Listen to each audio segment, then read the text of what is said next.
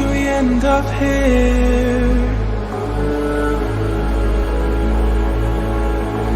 Could've sworn we said forever. Hopelessly I keep on losing myself.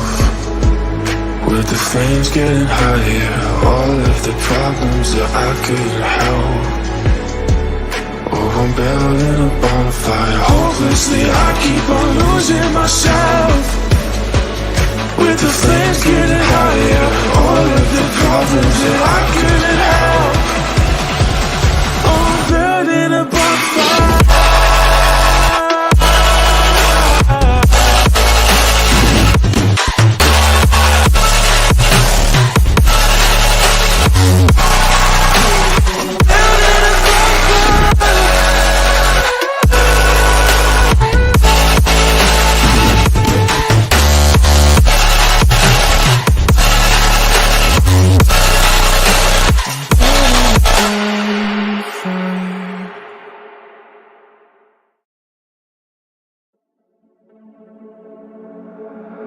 Tear us apart and bury me all in my head alone. Calling your name but only feel the cold. I sense the change in energy. All of my fuse is blown. If I burn inside, building a bonfire.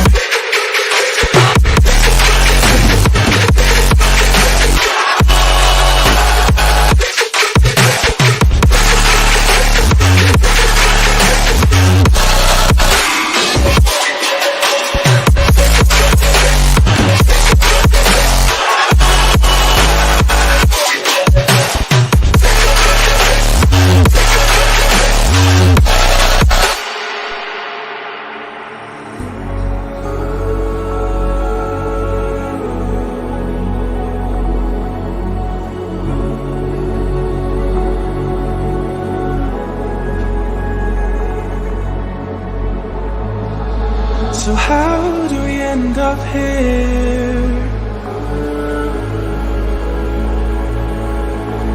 Could've sworn we said forever. Hopelessly I keep on losing myself. With the flames getting higher, all of the problems that I couldn't help. Oh, I'm building a bonfire. Hopelessly I keep on losing myself. With the flames getting higher, all of the problems that I couldn't help. Oh, I'm building a bonfire.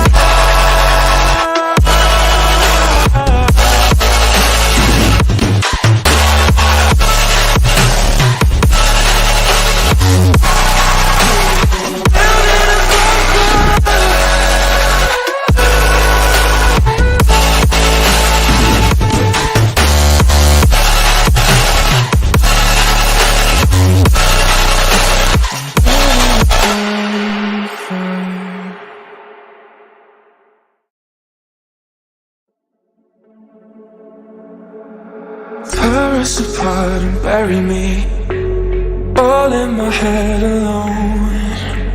Calling your name but only feel the cold. I sense the change in energy. All of my fuse is blown. If I burn inside, building a bonfire.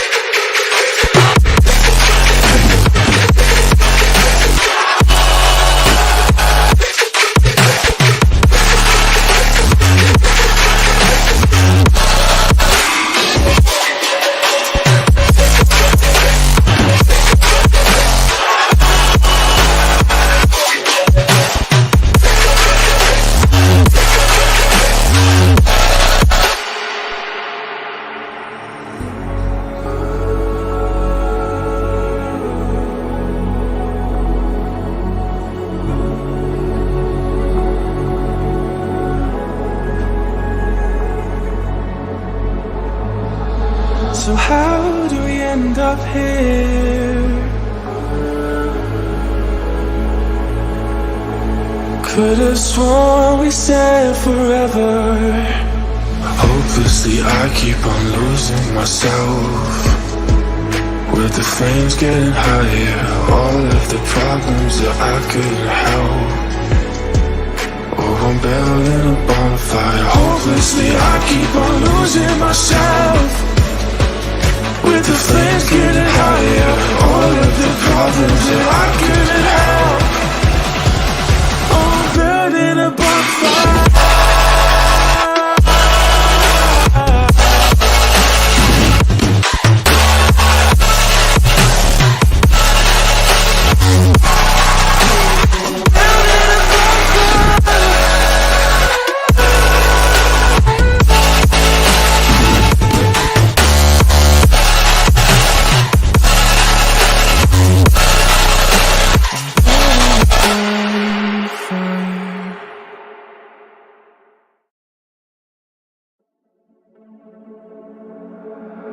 Tear us apart and bury me all in my head alone. Calling your name but only feel the cold. I sense the change in energy. All of my fuse is blown. The fire burns inside. Building a bonfire.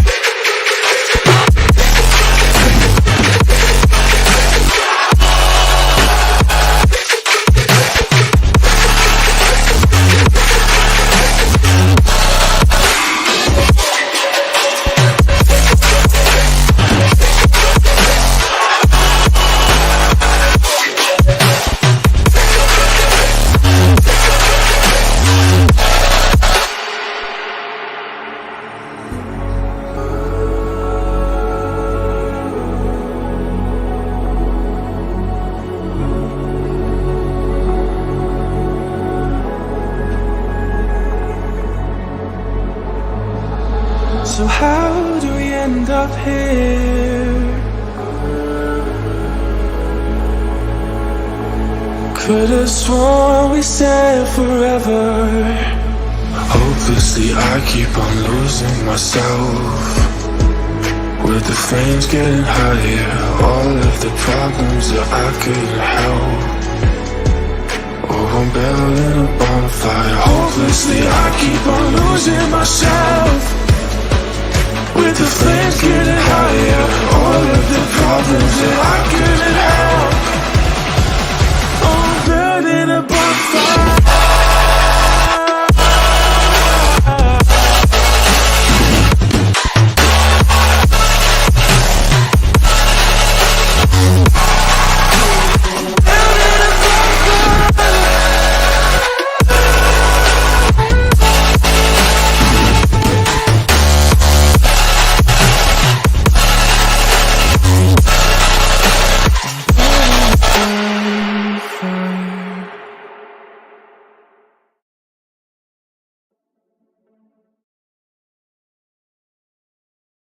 Welcome back, ladies and gentlemen. Once again, we are back with another beautiful day. This is going to be the day number 3 of Asia Invitational Season 2, precisely presented by this particular org known as Lidoma Asia. And my name is DADA. With me, it's Eagle on desk. We are going to witness the play-ins day number 3. And today also, I guess the chaos is going to be quite amazing. Well, of course, first of all, very thank you, Raider, and very thank you to Lady Maisha as well. We'll move towards the day 3, and if we talk about the schedule, well, it's going to be the 6 matches again. If we talk about the maps, Bermuda, Purgatory, and then again Kalahari. But talking about the overall standings, well, here comes the overall standing. Enigma Galaxy is leading the table with those 12 matches and 195 points in overall. But Team Dronex, well, they're also giving a tough competition. They are just lagging behind with those 6 points in their backpack. But talking about TSG Army, well, there we could totally see the difference. It's almost looks like a very hard difference, almost 70 to 75 points. I mean, indeed, the difference is absolutely amazing when it comes to teams like TSG Army and Dronex Esports or Enigma Galaxy. They are actually leading the charts quite a bit. And if we talk about the highest number of booyahs, that is also coming from Enigma Galaxy's corner. Look at that, they have attained, I guess, 3 booyahs in their favor, which is absolutely amazing. Apart from that, Drainix Esports, E-Arena Esports, OG Elite, along with SES ALFAINK are the 3-4 teams which have attained 2 booyahs. And when it comes to teams like, let's say, the Mafias, they have only attained one single booyah in their favor. Although quite a few teams have played 12 matches, but now if we talk about teams like the Mafias and all the other teams which are remaining from top 10 to top 18, I guess from that angle, we can see that only 6 matches have been played from their corner. BTR Delta is pretty much out of all the perspectives because they have not even played a single match. So definitely have to look into that fact as well, and how far they are actually going to build this energy whenever their match actually comes in, and if they are actually going to be available today. But for now, guys, let me just remind you how this particular tournament is actually going to go on. The format is pretty much similar. The event will be divided in 2 rounds. The Plains round is actually going to be the first one, where 18 teams from different region of the Asian continent are actually going to compete in the Indian servers. So that's a great highlight for you guys. Apart from that, if we talk about the grand finals, well, the grand finals will have 9 teams which will be qualified from the Plains. Two teams will be the underdog teams, and I believe if we talk about one more team, that team will be the fan favorite team. But before that, let's talk about the MVP, the most vital player of the particular Invitational Series Season 2. And in that particular player, I guess Nigma Galaxy's top was on top. Of course, if we talk about the performance graph, well, it's certainly Nigma Galaxy with those, if I'm not wrong, 192 points. And if we look at the, kill points, well, it's 103. They are totally ruling the game. They're totally ruling the, tournament as well. But if we talk about the head-to-head fight, well, it's OG Elite versus the Mafias. 47 kills are secured by OG Elite. And in competition, Mafia has just 18 kill points, attack ratio 60:40. If we talk about table situation, well, OG Elite is at #9 and Mafias are at #13. And if we talk about the win ratio, well, win ratios is pretty much similar, looking with that 50% in each scenarios. But this is the head-to-head of OG Elite and Mafias. But keeping these things aside, if we talk about the head-to-head of a particular player, well, here comes the head-to-head of a particular player, OG Elite versus the Mafias. Well, 20 kills is secured by this solo player. And if we talk about the Mafias player, well, he has got those 11 finishes point, and attack ratio is almost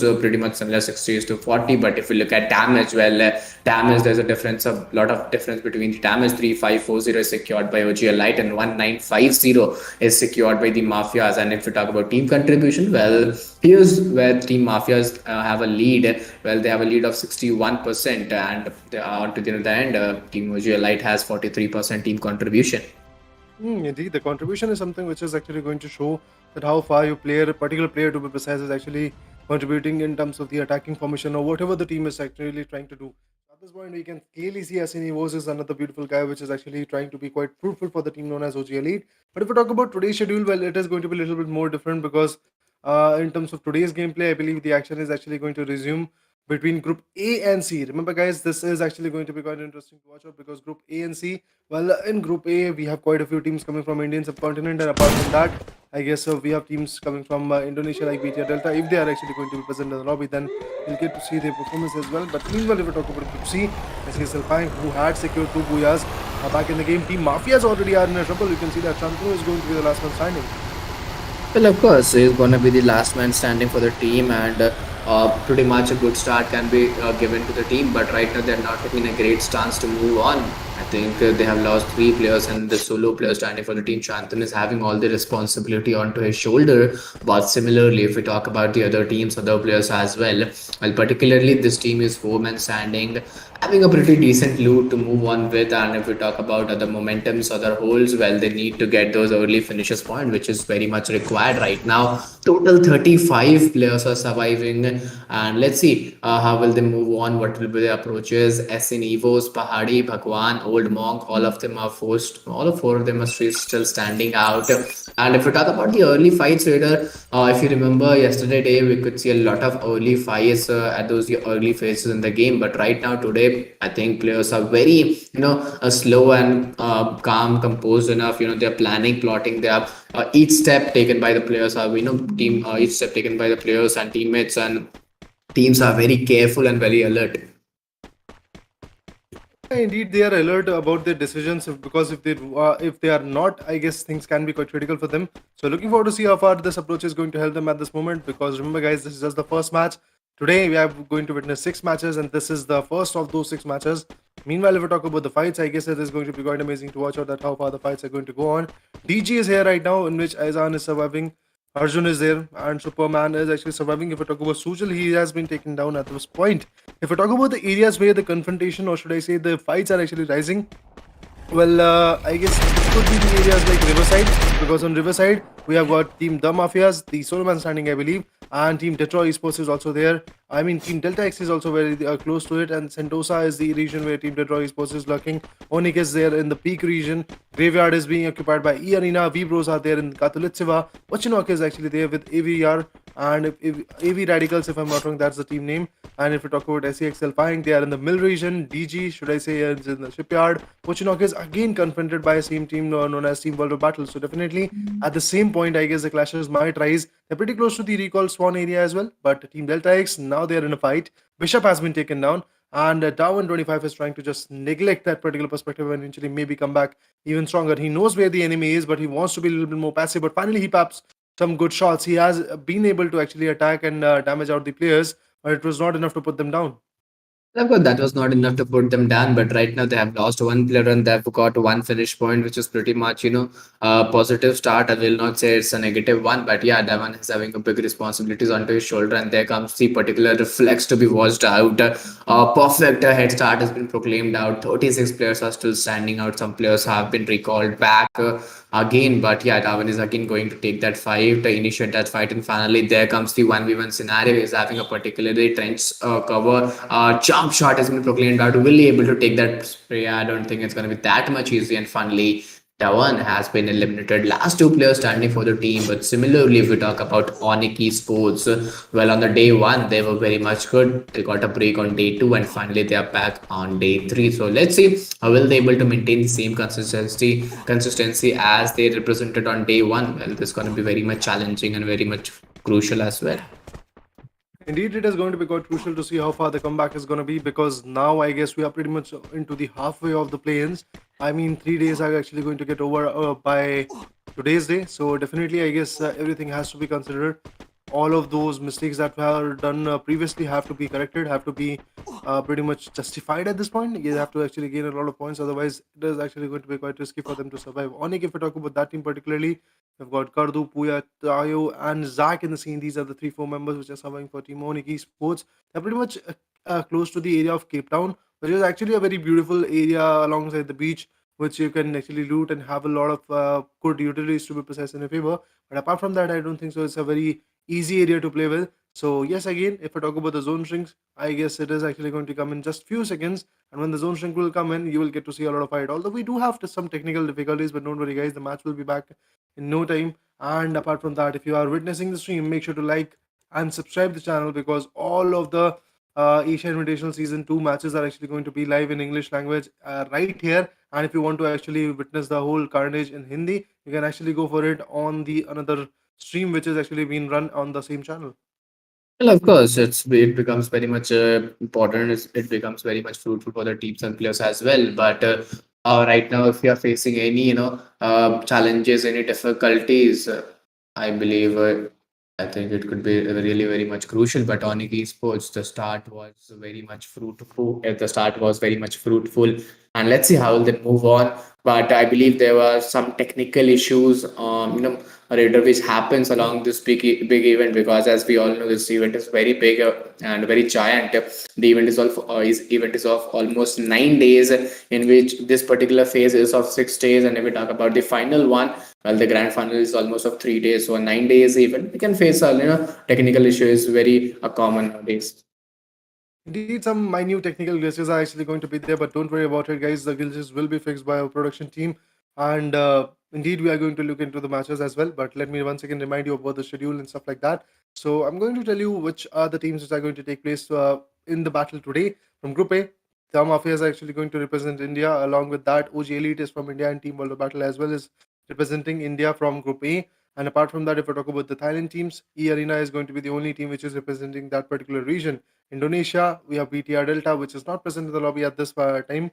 And if we talk about from Nepali region, we have got DADA gang. But when it comes to Group C, we've got quite a few Indonesian teams. I guess we have got ONIC Esports, we have got SES ALFAINK. These are the two teams which are representing the Indonesian region. Thailand has been represented by Delta X, and if we talk about DEADROW Esports, well, they are representing India. ONIC Esports, again, I told about it, that team particularly that they are from Indonesia. And meanwhile, if we talk about AV Radicals, they are representing the Filipino region. WEBROS, again, coming from Nepal. So that is actually going to be quite interesting. But we'll be back in the game after 2 minutes. So looking forward to see what happens in the game as well. Meanwhile, in the grand finals, as we talked about it earlier on the caster deck, that only 9 teams out of these 18 teams which have been invited are going to get qualified in the grand finals, in the grand stage, where the prize pool of $1,000 are waiting for them, and the champions are going to get $500. If I talk about the runner position, or should I say the second platform, second position, second podium, well, that team is actually going to get $250. The third one is going to get $150. The fourth one will actually go home with only $50. And meanwhile, the MVP won't be going home empty-handed. The MVP is actually going to get an individual prize of $50. So that is also quite amazing. And the grand finals, if we talk about that stage, it will be of 3 days, 7 matches per day. It is actually going to be quite amazing. I'm still stoked about the fact that there are actually going to be 7 matches. I don't know which match is actually going to be the 7th one. It could be actually coming after the Bermuda Purgatory Kalahari. Then the gap would be filled by next era, because that is another beautiful map. And apart from that, the cycle may actually repeat, but we have to look into the schedule whenever it comes in. I believe it will come in quite a few days. And in order to see what the schedule is and what the current status of these teams are, what you have to do is just go ahead and follow the Lidoma Asia page on the Instagram, so you can actually check out every single thing. But right now we are back in the game, and you can check out the fights are pretty much actually going on. SES ALFAINK, they are getting punished quite a bit. But the players who have been taken down are back in the game. They are actually getting recalled. And look at that, this particular guy, Bara, is actually having 4 amazing frags already. Well, of course, a pretty good start has been maintained off. 34 players are still surviving out, and if we look at this particular team, Team SES, they have got those 4 finishes point to their backpack. Almost they are good with that positive start, positive intent in the particular game. Looking at the death board, well, the maximum number of finishes point has been secured by Team WEBROS. They have almost got 5 finishes point. Talking about TWOB, well, I believe today can be the day of comeback, because they haven't lost any player, and yes, they have got those 4 finishes points. So yes, it is a good start. It's an explosive start to move on within this particular match and this particular day 1 match 1. So I believe there are more upcoming matches, more 5 matches to move on with. If they move with that same consistency, I believe they would be phenomenal to watch out. But talking about TM Delete, well, he's still waiting on, he's still moving on, trying to get, early zone areas, trying to give those early rotations. But currently, if we look at the surviving teams, well, there are almost 7 to 8 surviving teams. So 27 players are standing out. But on to the other end, DADA gang, well, this team has been eliminated. But all of the teams are actually under pressure at this point, because they have to attain the points. WEBROS on the other one also gets eliminated. Well, that's an unexpected blow that is coming in the lobby. But then again, this is how the competitive arena goes on. You might actually see a lot of bloodshed. But then again, in this kind of chaotic scenario, survival is the first main thing. And apart from the survivals, I believe you have to have the facts so that you can actually be a little bit more consistent in terms of those things, because having the kill points is obviously going to give you a bump in the leaderboard, and you can already see a lot of teams are actually suffering for that. Team Mafias, the delete has been taken down. Mafia Bala becomes the last one standing, but I believe he's also going to get finished very soon. And yes, exactly, that's what happened. Team Mafias from India has been eliminated. SES ALFAINK was the team responsible for eliminating them. Of course, this could be very much difficult and challenging for the teams and players as well. Almost 19 players are still standing out. They're still waiting on. They're still holding on. Let's see how will they perform out. What will be the results? But if we talk about those alive teams, well, almost 4 to 5 teams are standing out. And there you go, Team SES. It's Ray and Jojo. Well, they have been taken down. The last 2 players standing for the team gonna be very much difficult and challenging for both of them. Well, I don't think that it is going to be that much easy, but Pahadi, the name is very decent, but he is not at Pahadi. He is down the ground facing those height disadvantages, and I think this could be really struggling for him to get those above ridges knocks and above ridges position. But right now we look at Bhagwan, he is moving forward, creating those glue walls, moving forward very steadily, very slowly with a plan into his head, into his mind. But right now I think zone shrink, well, this is also becoming very much challenging, because as it is the end game, end zone, so of course challenges could be occurred out. But similarly onto the other end, a perfect one-on-one fight could be witnessed out. Bhagwan is trying to get some shot, amazing headshot connection was made out. Finally he's again moving with his weapons things forward, and I believe this rock wouldn't play a vital role for a longer period of time. I mean, indeed, when they want to actually have the points, they have to be pretty much consistent, and eventually they have to learn out that from where the shots might actually come in. Only 16 players are surviving, but look at the circle, it's not looking that good. Orangutan also have been eliminated, that means OG elites are out of the equation. The apes are not going to survive anymore. And if we talk about Team ONIC esports, they are looking pretty confident, they are still trying to survive, they are actually looking keen for getting the booyah. And it could be quite possible when this team is actually going to back out the booyah in their favor. But let's see how far the situation will help them. Is it going to be a possibility where they are actually going to get the booyah, or the things might actually change? Look at the shots. Well, they are quite impressive, but on the other corner, if I talk about the back foot shots, I guess for that particular region, you might actually look into the possibilities that fights might change. Shots are still coming, people are still getting tagged up. ONIC esports, they are still trying to just punch in and maybe get the booyah in their favor. But look at that, SES ALFAINK, 14 frags already from the corner. That's interesting. They don't have the should I say booyah right now, but then again, look at the number of frags that they are having, 15. They are the one dominating at this point in the whole battle arena, but let's see how far they will actually go on. This Bermuda is looking lit as hell for the team known as SES ALFAINK. But on the other corner, if we talk about Team ONIC esports, I believe they are the one competition, they have the one-stop domination that will actually come in soon enough. But they have got the hardcore covers, they have got the building on which they are actually going to get a lot of cover. That's a good thing, but apart from that, they have to move forward a little bit more into the particular deadly zone. And yes, the shots are getting connected for now. Well, of course, the shots are getting connected on a pretty good hold, a pretty good momentum is being declared out. But right now, if we look at the positioning right now, we look at the whole well, Team Delta X well is limited. 7 players are surviving out, and if we talk about their live teams, well, most of 4 teams are surviving. If we look at the scenario, 4v2v1 scenario is totally built up. And I think the man advantage Team ONIC esports, well, this is the day 3 and particularly day 2 for them, and they are coming with those booyah into their hand, with those 10 finishers point into their backpack. That was totally phenomenal to watch out. A perfect planning, a perfect execution, and a perfect result from their side. But similarly, if we talk about Team SES esports, well, they have also got those 18 finishers point into the backpack, getting, if I'm not wrong, 2nd position in overall standings. Indeed, a beautiful performance, a beautiful blow to the battle. But if we talk about SES ALFAINK, it could be possible for them to jump in the overall standing in the top position, because they had a lot of frags, and those frags can easily bump up their position. So looking forward to see that how much this kind of jump in the position is actually going to help them. But a beautiful performance indeed coming from all of the teams. And with that, I believe we can say that the competition has been started for the day number 3 of the play-ins, and we might actually look forward to see more and more chaoses, more and more fights. Because as we were talking about it earlier, that the groups are pretty much similar going through the day. 6 matches are actually going to be there, set of 6 matches, which will be quite beautiful to be precise. And the group A and C are actually going to confront each other tomorrow. The schedule will be a little bit more different, where group C will be remaining, but group A is going to take a leave, and eventually group B will come in. But it will be quite critical, to be precise, to see that how far the fights are actually going to get developed. People are actually trying to give their 110%, but I'm actually a little bit more skeptical about the team known as BTR Delta, because they have been not joining us from the past day, from the past kind of, let's say, 6 matches to be precise. So definitely, if they come in a little bit later in the stages, I believe that can be quite risky for the team, because then the comeback won't be that easy, and I believe the comeback won't come in that swiftly. So obviously, if BTR Delta wants to join in, if they want to actually create the hype, if they want to create a chance of actually having a chunk of that particular $1,000 prize pool, what they have to do is join and eventually showcase the domination. It could be possible for them, Connor, because only 7 matches have been out of their hands. The next upcoming matches could be there in the hands, and set of banger booyahs can actually help them quite a bit. But meanwhile, the teams which are remaining in the lobby, the rest remaining 11 teams out of that, if we talk about teams, the Mafia, I guess I don't know what is happening to them. The Delete was actually surviving for a longer period of time. Delete was trying his level best to actually bring back his team, and he did actually bring back his team. But after that, Delete was taken down.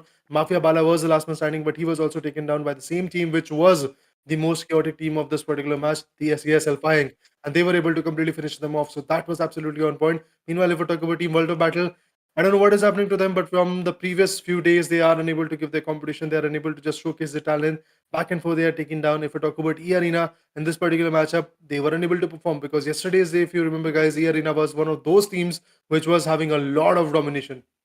Well, of course, the arena was having a lot of domination and a lot of cluster crowds who've been presented out. But if we talk about the day 3, well, this was the first match of the day. And first match was map of Bermuda. Well, if we talk about the second match, well, second match will be map of Purgatory, then Kalahari, and the same series will repeat it once more. So yeah, if we talk about few teams, well, Team ONIC Esports made a pretty good, start. But talking about other teams as well, we should, see other teams. If we talk about SES Esports, well, they have got almost 18 finishes point into the backpack, which is not, not very much easy. This was same, represented by Team Trainings as well in the day one, but I think they couldn't maintain their legacy or their consistency. But right now, if we talk about day three, well, I think a few teams are coming back and getting a comeback at day three. I don't think it's a bad one because I'll say it's a 50% of the whole, particularly this phase, as this phase is of day 6 days and this is day three. So yeah, if you make a comeback today, you can totally get a good position out of those top 10 teams or top 5 teams eventually. But let's see how will they move on and what will be the result, because whenever there's a change in map, always there's a chances that teams will come back and show a great performance. Indeed, it's going to be quite impactful to be precise, but looking forward to see how far this domination is going to go and how far this kind of, let's say, presence is actually going to be there in the lobby. But at this point, I guess one thing which we are actually quite expecting is going to be the right kind of domination. I believe very soon the domination will come in from every single team, because we're coming a little bit closer to the day where the grand finals are actually going to get announced and eventually 9 teams are actually going to get qualified. So while coming to that perspective, I believe teams have to be pretty much vigilant about the fact that they have to do everything that is there in their power to just make sure that the competition should be eliminated. We should be the one which is on. We should be the one team which is actually going to push to the top. Although it's not going to be that easy, but then again, teams are for sure trying their level best to actually acquire the points.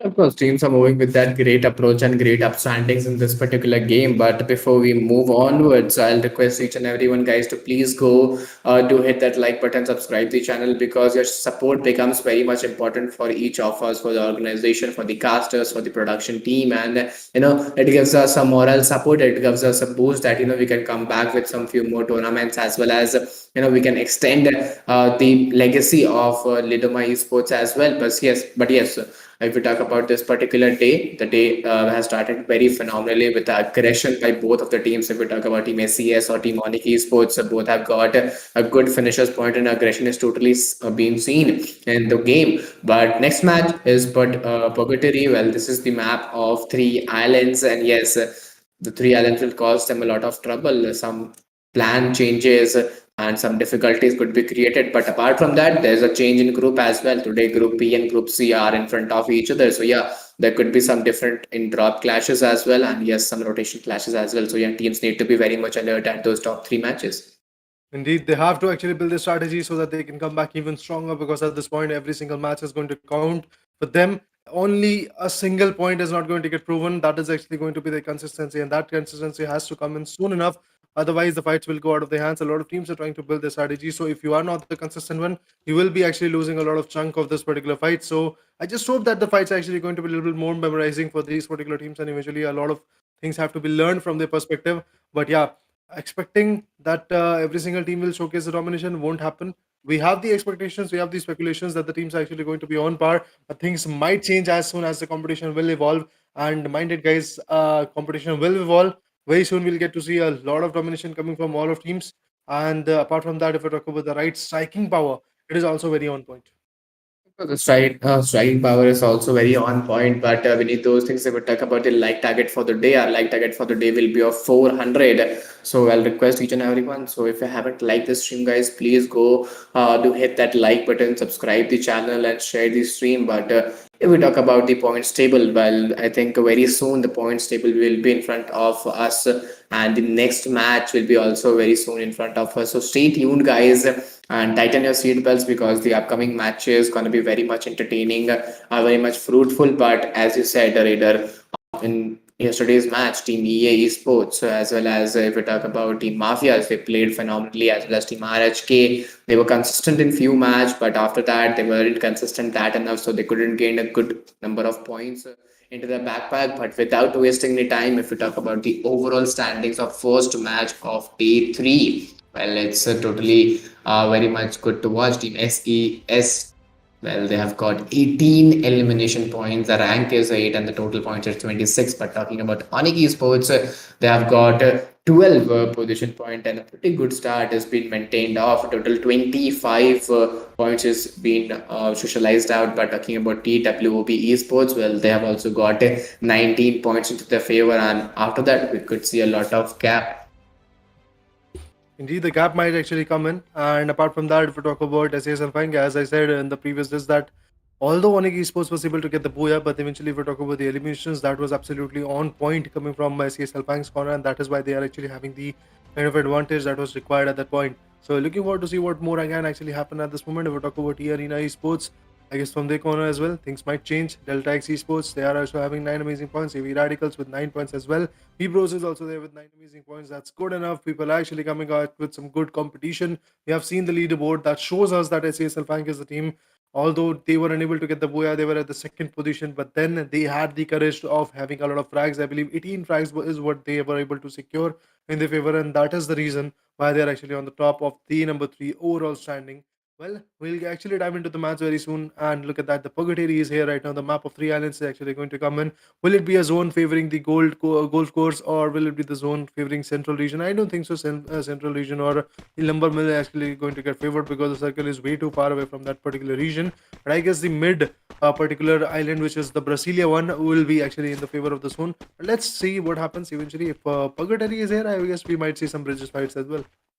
Well, of course, this could be very much struggling and very much challenging for the teams and players as well. Talking about the fly path, a very decent fly path could be witnessed out. Diagonal slanting fly path could be witnessed out, and a pretty good zone has been formed out. But if we talk about the drop clashes at those early phases, I think it's very much important to look on with.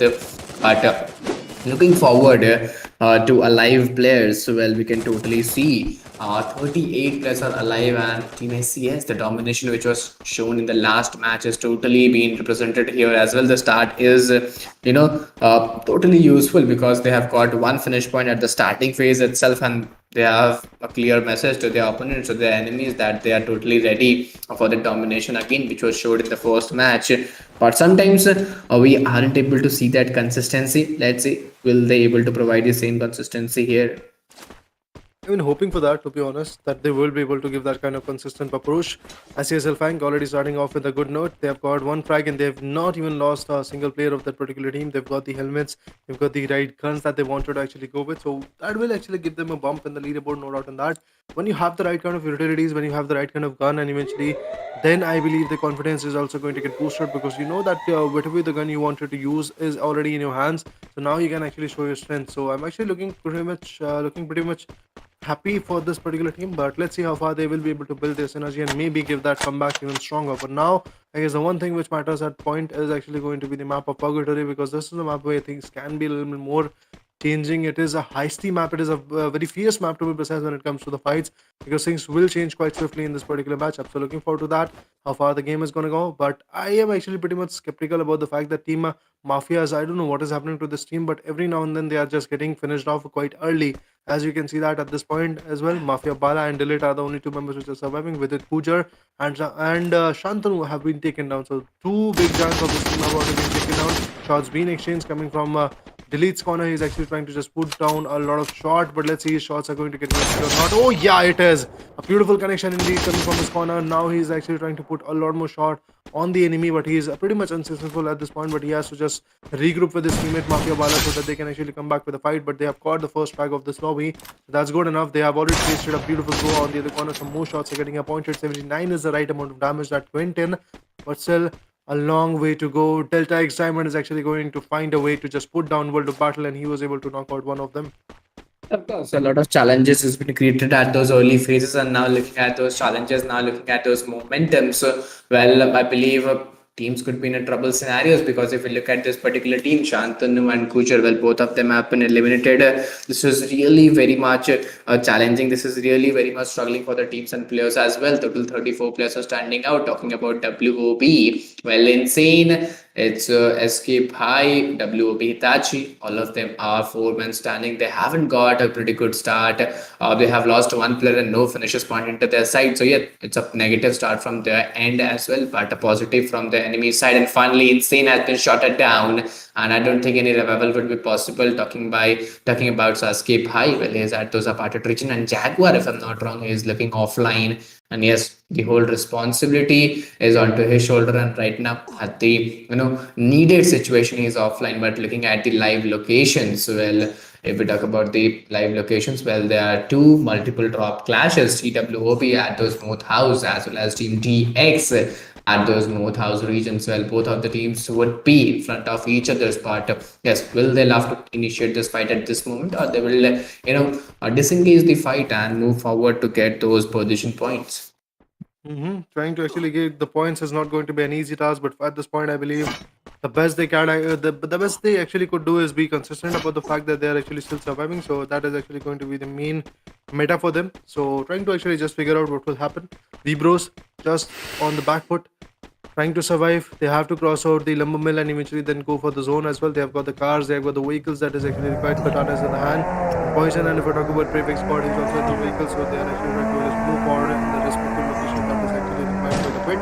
But if I talk about guys like Draco, I guess for them things might change because yesterday the expectations was quite high for this particular team, but they've been able to actually get that strong comeback. So looking forward to them how far they will be able to actually go on. At this point, if we talk about Team AB Radicals, we have got Tanamo, Remel, Retux, and Vine, and the team is actually, this team particularly is actually having the region of Gold Course, if I'm not wrong. So that is another beautiful area where you can actually loot in. But if we talk about the number of players surviving, you can already see a lot of players actually getting a respawn, which is absolutely amazing. A lot of players are coming back in the lobby. So obviously this is actually a second chance for them. So can they actually prove themselves or not? That is the biggest question. Well, of course, will they able to prove themselves or not? This is the very biggest questions to watch out right now. Currently, I think some players have been recalled in the back-to-back scenarios in the back-to-back terms. We're talking about their live teams. Almost 10 to 11 teams are still alive right now. And if we talk about Team ONIC eSports, well, the last match was totally phenomenal for this particular team. They have got almost 10 finishes point and a booyah into their favor. So yes, the day start is very much phenomenal for this particular team. Will they be able to maintain the same consistency? I don't think they're looking in that great hold. Pua has been taken down. I think the model of revenge is being built out. Tayo, Zach, and Gadu, the whole responsibilities on all of them, all of three. But yes, Gadu he's also barely surviving with the speed edge and a lot of difficulties will be created. The first opening knock by ONIC Esports is given down. And I believe, yes, the confidence, the communication, the coordination is totally being touched out. When you really want to have a lot of points in your favor, what you have to do is pretty much, I guess, going to be like decisive about the fact that how you are actually going to rotate, how you are actually going to build this synergy, and that's what these guys are trying to do, trying to actually build a pathway from which they can easily have a lot of points. But AB Radicals on the backward have been eliminated, as you can see that the flyers are coming up, and that's a sad side to be precise for the fans of AB Radicals that they one of the favorite teams have been taken down out of the lobby. But eventually, I guess if we talk about EA Arena, I guess for them also, yesterday's day was absolutely glorious, but today's day things are actually changing quite dynamically because that team is unable to confront anyone and they're getting eliminated quite early, which is not what the expectations were. On the back foot, if I talk about ONIC Esports, they've got 4 frags. OG, 0 frags from the corner. Orangutan Elite has to still rise up to the chart. And if we talk about Team Mafias, only 1 point from the corner, but apart from that, they've lost 1 player as well. So losing a player is not going to be a great insight.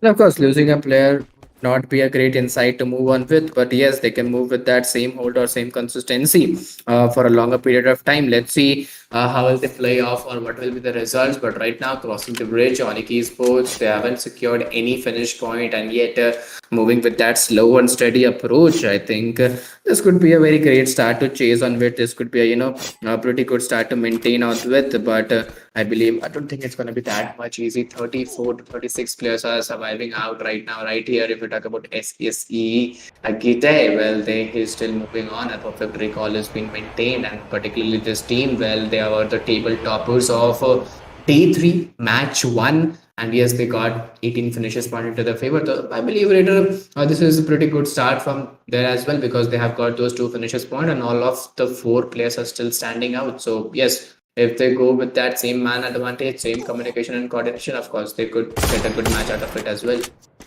Indeed, I believe the goal is actually going to be pretty much supremized that yes, we want to actually attain a lot of points, but then again, it won't be an easy task to be precise. People have to actually change their paths.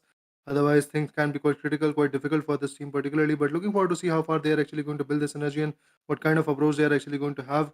At this moment, all they want to do is pretty much survive, is pretty much evolve, is pretty much gain the momentum in the fight. And look at that, he has got the particular access which is required, so they can fall back, so that they can actually repatch themselves and eventually bring back the glory for the team. Of course, they could bring back the glory as well, but I don't think it's going to be that much easier, that much holdable for any one of the users. A lot of difficulties, a lot of challenges could also be occurred out at this point of the time, but yet I don't think you can maintain that consistency. Similarly, talking about ONIC eSports, they have got 4 finishers point and still all of the 4 players are standing out. So yes, a positive start has been a good start has been given to the players and teams as well. But if you look at SES, they have got 5 finishers point, but yes, they have lost 1 player as well. So yeah, almost they're on the same base. Talking about DX, well, I think they are the table toppers of this particular match till now, because now they have got 9 finishes point and all of the 4 players are standing out. Indeed, the pressure is actually getting built up at this point, but the people are actually surviving. They are performing exceptionally well, which is actually the main meta. You have to perform exceptionally well. You have to actually gain as many points as possible for you, and that's what these guys are actually trying to do. So that's a great approach coming up, but the knockouts are still getting followed up. OG Elite are actually in a pressure, are actually in a tussle. Are they actually going to survive is the biggest question. For now, Puya, also from the ONIC eSports, are getting pressurized quite a bit. And look at that. Gardo, if we talk about that particular guy, he has already been finished off, so that means his building of momentum is actually getting bleaker. Of course, pretty good momentum has been built out and a lot of difficulties could also be maintained. But talking about ONIC eSports, well, they're trying to initiate some more fights. They are not happy with those 4 finishes point. I think they will challenge other players and other teams as well, to get some more finishes point and some more momentum, some more hold in this particular game. But let's see how will they move on. Let's see how will they play off. What will be the results? Total 27 players are standing out. 4 finishers point has been secured. ONIC Teo, well, he is still moving on. Puya, Gadu, and Zach. Well, not to the other end, Zach has been eliminated. Puya is barely surviving with those few HP, and Tayo, being that solo player standing, I think is going outside of the zone, which is something very different. And I think Team ONIC Esports doesn't want to survive anymore. That's why I think they'll get eliminated. But Team SES, they are still surviving, and Jojo and Ray, well, they're the last 2 players standing for the team. Got 2 finishes point, and yes, they have lost some man advantages as well. I mean, indeed, the fight is pretty much tough at this point, but SES ALFAINK is quite, if we talk about this team, well, I'm sorry for that. We are witnessing that Jojo is actually on the back foot. He's actually getting a lot of pressure. If we talk about Ray, he has to repatch himself, otherwise the pressure is actually going to be unmeasurable at this point. Let's see how far he's actually going to build the strategy for the team. At this moment, I would love to actually add on that the pressure is just going to build as far as the zone is concerned. Team World of Battle on the other corner are actually on the verge of decimation, and yes, exactly that's what happened to them. They have already been eliminated. Now that's a sad side to be precise. That's the site where we actually saw that this team particularly wanted to perform, or should I say outperform everybody, but eventually they failed to do so. But let's see, let's hope that they are actually going to build back the game that was actually expected from the corner once again. Well, of course, a pretty good start could be maintained on.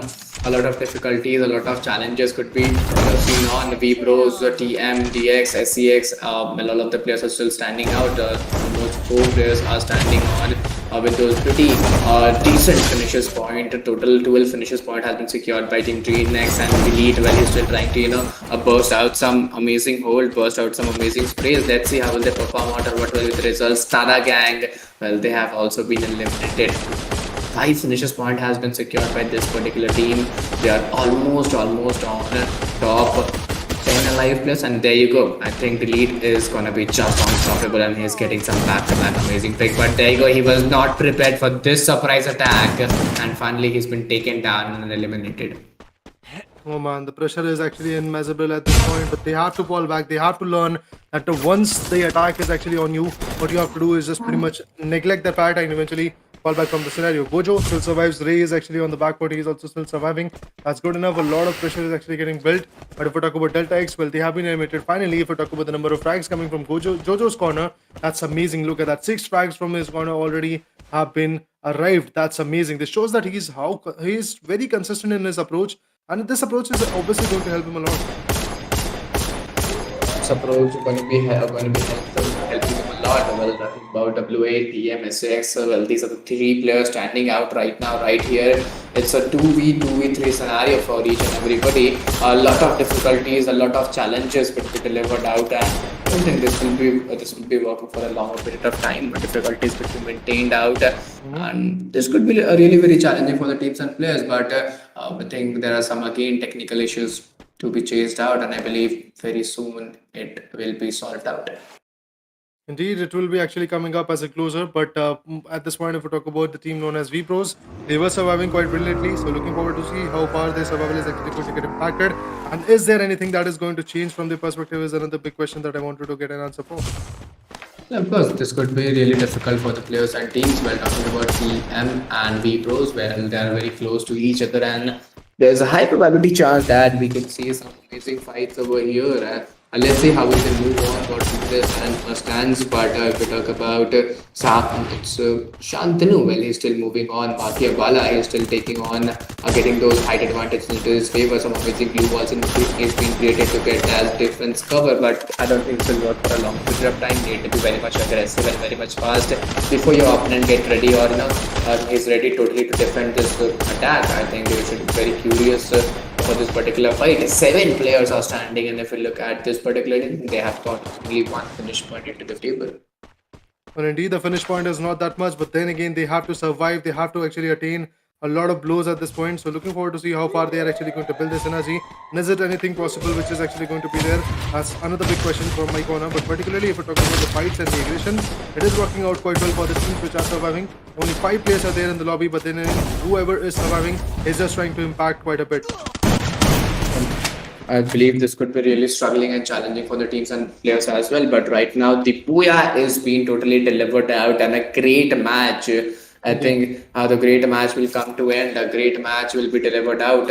I don't think this is going to be that easy or that crucial for any particular team. But yes, this is the good start from their side as well. Indeed, a beautiful insight has been delivered. We saw a beautiful matchup coming up to an end where the teams were absolutely on point in terms of their performance. But with that, we can actually come up with a closure that yes, the fights were on point, but then again, the deal is done. Whoever wanted to secure the points in their favor is already here. And the teams who wanted to actually give that kind of strong comeback are actually going to go down to the dust once again. So looking forward to see what happens eventually in the next battle. But for now, the deal is done. Second match for the day was absolutely on point. Now I'm actually just looking forward to see what happens in the Kalahari. What happens to the Kalahari, it becomes very much important, and I believe a lot of challenges, a lot of chaos, a lot of struggles could be maintained out. And talking about the other teams, talking about the other players, Right. well, as the Bros got the on time Boya in this particular match, I think they could maintain the same consistency in the upcoming matches and in the upcoming days as well. Because if you look at the past days, they were not that consistent enough. But yes, this Boya will give them a lot of confidence and a lot of momentum to move forward. Indeed, there is a quite a few possibilities to be precise that they will actually come back, but eventually, is it going to be an easy comeback or the difficulties are going to rise for them? That is the bigger question. For now, if we talk about VBros finally having a beautiful Booyah in the favor with some decent frags, I believe. Very soon we'll get to see the leaderboard as well, where we'll get an insight that how much of a fragging power they were able to actually bag out from their particular perspective. It will be quite lovely to see that how much of a damage that particular team from Nepal region was able to dish out, and eventually how many points they were able to secure as well. Well, of course, this could be, a lot of struggles could be maintained out with the teams, a lot of struggle challenges could be maintained out with the players, but this is only the second match of the day, yet there are 4 matches upcoming down the line. But if we talk about the next map, the map is of Kalahari, and whenever we talk about Kalahari map, a lot of difficulties is being faced out with by many teams, but it is favorable for few teams. If we talk about Team Drainix on the first day itself, they have got 18 finishes point, and yesterday, I think it was Team RHK who performed very gratefully in the map of Kalahari. So yes, I believe today also we would love to see some new teams, some new names coming up and getting those on points on target and getting those a lot of number of finishes point and place point in the map of Kalahari. Well, before that we move forward, guys, I'll request each and everyone to guys go please do hit that like button, subscribe the channel, share the stream, do show your support, because this becomes very much important for us to get that morale support for the casters, for the production, for the organization. And the like target for the day will be of 500. So yes, it is very much easy for you guys to complete. Go for it, guys. Make sure to actually like the stream so that we can actually know that you guys are loving the stream, you guys are supporting us, and we will be bringing back this kind of tournament back and forth. And eventually, uh, if there is any criticism, you can actually dive in and make Yep. sure to tell us as well. Apart from that, if we talk about the fights for now, once again, let me just revise what the schedule was. Group B and C, I believe Group A and C are actually going to take a fight for this day. 13th is the date. And apart from that, if we talk about the teams, we have got the Mafias, we have OG Elite, E Arena, BTR Delta, which is not present for the past 7 matches, past 8 to be precise. But then again, I believe we have to coin their name. It is quite possible that they will be coming back soon. Apart from that, we have got Team World of Battle, we have got DADA Gang from Nepal, SES Flying, ALFAINK, which was able to secure the first position in the previous matchup to be precise, although they didn't have the Booyah. And Delta X there, DEADROW Esports, ONIC Esports, again a beautiful team. EV Radicals, WEBROS to be precise, and WEBROS after a beautiful but mesmerizing performance again is looking quite sharp in the game. Yeah, of course, this could be very much sharp in the game as well. But particularly looking to this upcoming matches, I think the upcoming matches are very much interesting and very much chaotic to move on with. Talking about the like target, as I said, 500 is the like target. We have almost touched 215 likes. So yes, guys, if you haven't liked to subscribe the channel, well, 67K. I think our target will be of 66K subscriber target. It's 65.6K right now. So yes, if you guys, make up the mind, you can surely get that target very easily. But apart from those things, Raider, if we talk about the upcoming matches, well, there are still 4 matches left out. But before that, we'll also look on the points table of this particular match, which is the map, which is the day 3 and match 2. Well, let's see what is the overall standings and which team is on the tabletop and leading, or creating a buffer in the points table.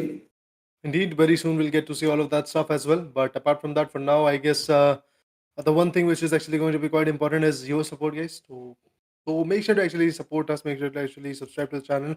And meanwhile, all of those who are actually unable to understand the language English, I would love to actually add on that this stream is particularly made for the language English, and all of those viewers which are coming out from the Indian subcontinent, which who don't know what Hindi language is all about and who don't understand that particular language. If you know how Hindi is actually in terms of communication, you can actually go ahead and tap on the Hindi stream, which is also going on. English stream is for those viewers which are coming from Indonesia, Philippines, Nepal, or some other region who are not that good in Hindi, or maybe don't even know what Hindi language is all about. But anyway, guys, moving up forward, I guess we have reached a threshold of 200 likes. That's good enough. Let's go for 300 likes, and eventually, if you can do so, that would be lovely as well. This could be very much lovely and very much professional as well. But until the end, as you explained the schedule, I would love to explain the schedule of day 1. The first match is of Bermuda, then Purgatory, then Kalahari. Then again, the series will be repeated. Bermuda, Purgatory, and Kalahari. But after these things, if we talk about the upcoming days, this is the day 3, and after this we will also witness the upcoming 3 days. So yes, this particular phase is of 6 days, but yes, after this we'll witness the grand finals of another 3 days. So yes, the total Right. event is of 9 days, which is a very giant event to watch out. But without wasting the time, moving towards the overall standings of day 3, well, it's ACS Esports with total of 45 points, getting a lead of almost 11 points in the backpack, and WEBROS, well, they have a long jump. They are on the second position with those 34 points. Indeed, they are. They are having a beautiful chunk at this point, but eventually, let's see how far they're going to go. Is it actually going to be a chance where they're actually going to stand tall and maybe come back even stronger? Because all you have to be is pretty much consistent. Because now the approach is going to be a little bit more decisive. It's going to be a little bit more risky. You have to have a lot of points in your favor, otherwise things won't change for you. And at this point, if we talk about the leaderboard, it was looking quite sharp. We saw that how beautiful SES ALFAINK was once again in terms of the ranking. They didn't have that kind of points, but eventually, when it came to the frag, look at that, 30 eliminations. Are you even kidding me?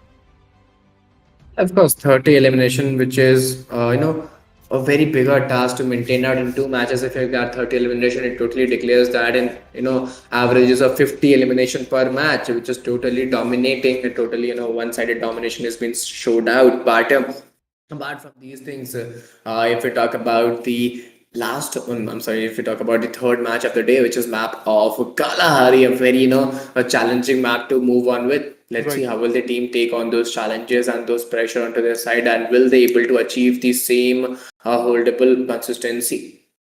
Indeed, we are going to look into that fact as well. That how far these teams are actually going to build this energy, and is it going to be an actual kind of, let's say, dominance, or the things might actually change. But for now, I guess one thing we can add on is is actually going to be the right call outs. So people are actually trying to be pretty much confident about the fact that they are going to survive and maybe build a lot of points in this particular matchup. But look at that, the Kalahari map is already here, and with that, the people are jumping in their favorite vicinities wherever they want to jump in, and with that, I believe another beautiful fight will rise once again.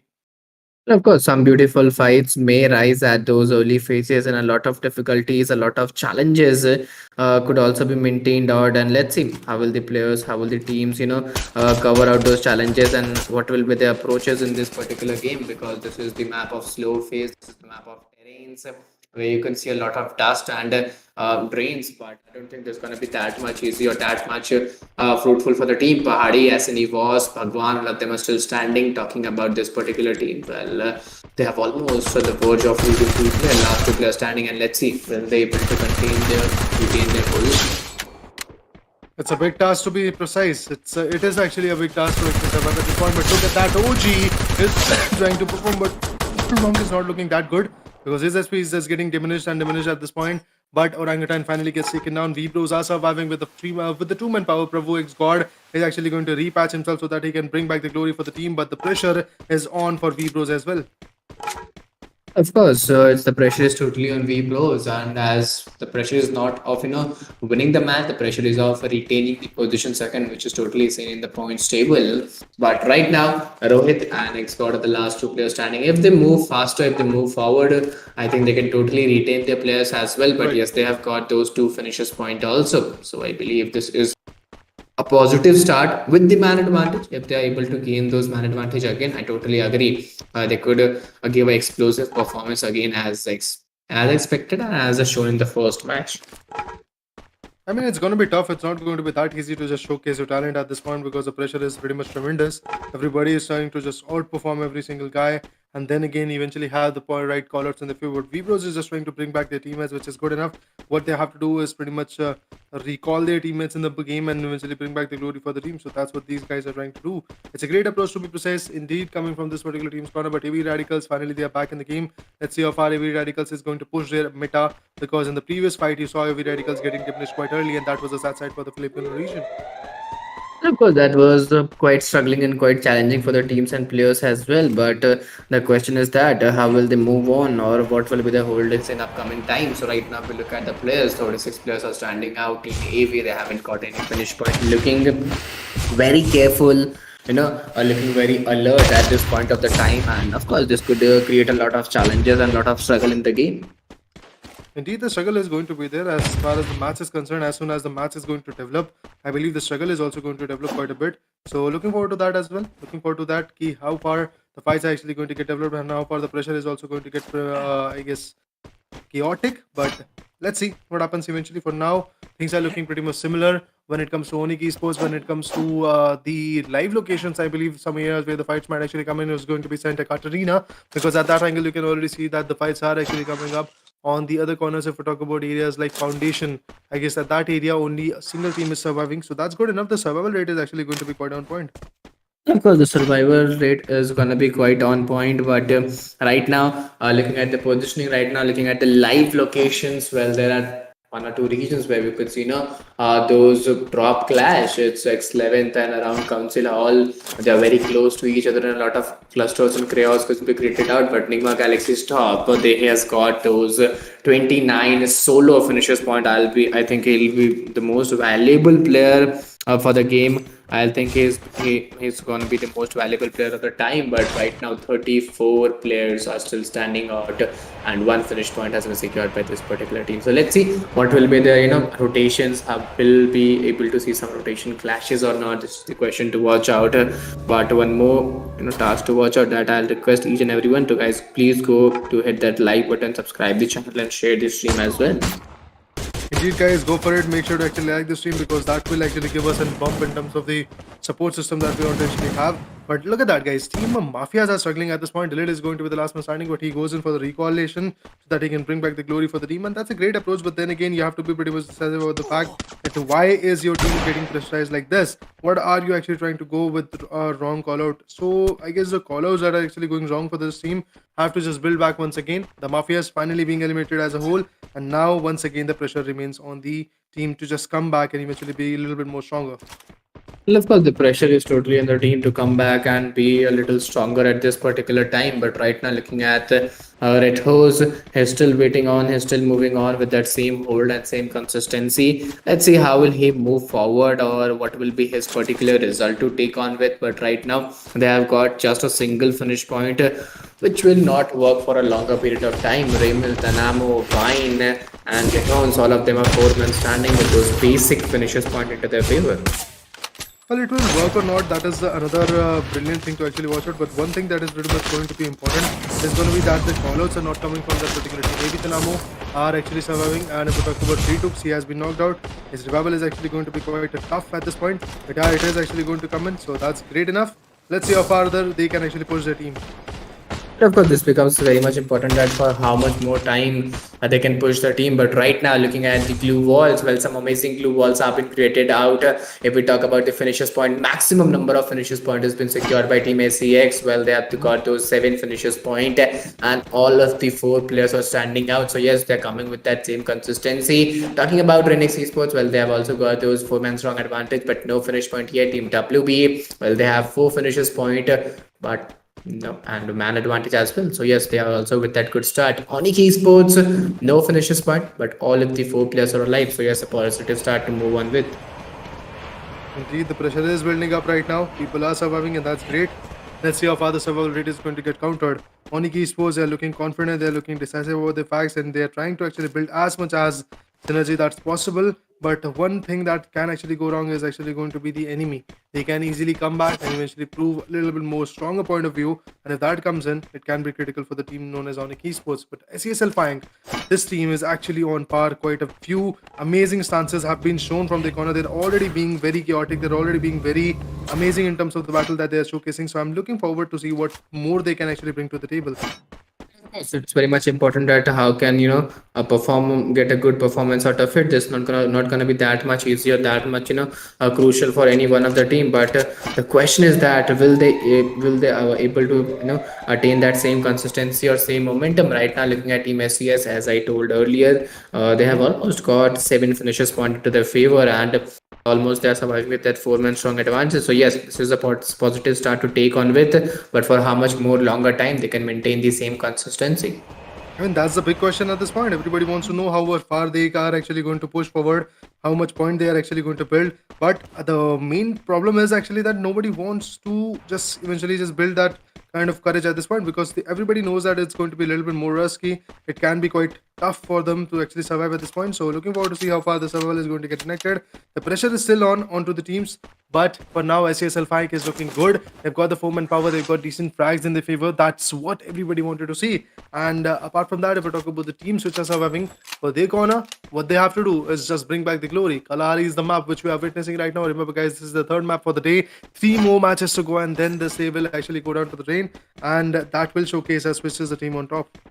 Of course, 3 more matches after this to go on. But right now, looking at this particular team, well, I think the finishers point is on a little lower words to take on with, because players are moving very slowly, players are moving very steadily in this particular match. I don't know, they are having a different strategy to take on with, or a different approach to move on with. But I don't think this will work for a longer period of time. You need to get those finishers point, you need to get those maintenance at the right point and the right side.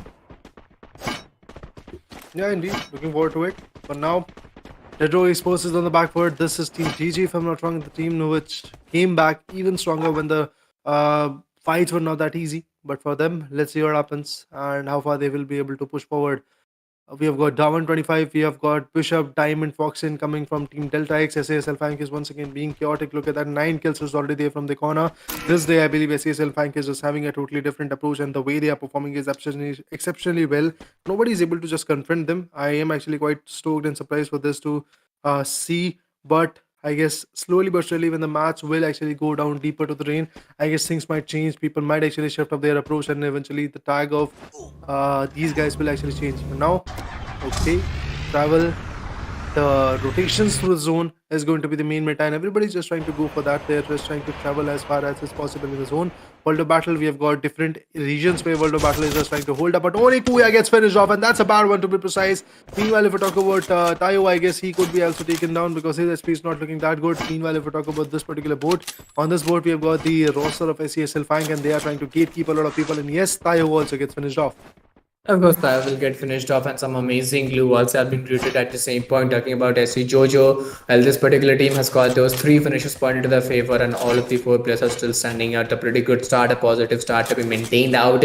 But similarly, 25 players are still standing down the line, Raider, and it's almost 50% of the time in this particular game, and still more 50% is left out. So let's see how will these teams and how will these players move on. But talking about the other teams as well, few teams are there still surviving with no finishes pointed to their hand, and they're still searching for that opening game in this particular match, because if you don't get the start at early phases, I think at the end zone this would be very much difficult. You must not be that confident enough without those finishes point. Having the confidence is not a bad thing, but when it comes to, I guess, the approach, you have to have the right one. Otherwise, things will be a little bit more difficult for you, and that's what is happening for the teams. You can already see a lot of teams have been out of equation, but the teams which are remaining are actually having a very brilliant read of this particular lobby, and that's what everybody wanted to see, that they that the enemy should be, or should I say that the people which are actually getting pressurized should be having a right call out, or to be precise, having a right advantage of the particular lobby. Meanwhile, if we talk about DX, we've got Bishop, we've got Diamond, and Bishop has pretty much knocked out. ONIC Esports gets eliminated once again. If we talk about the Delta X, Rebel is going to come back, but before that, a throwable comes in, and Nade was able to wipe out Bishop, and that one is actually going to heal himself. That's good enough. Foxen also gets finished off, and now Bishop and Diamond, should I say Dawan and Diamond are the 2 members surrounding. Diamond again gets pressurized. He has to repatch himself. The glue walls have been appointed, which can easily be burst, which can easily be broken on. And yes, from the left corner, a shot comes in, and with that, down 125 becomes the last man standing. Has the woodpecker in the hand, but is it going to be an easy task for him to just appoint that woodpecker on the enemy? I really doubt it.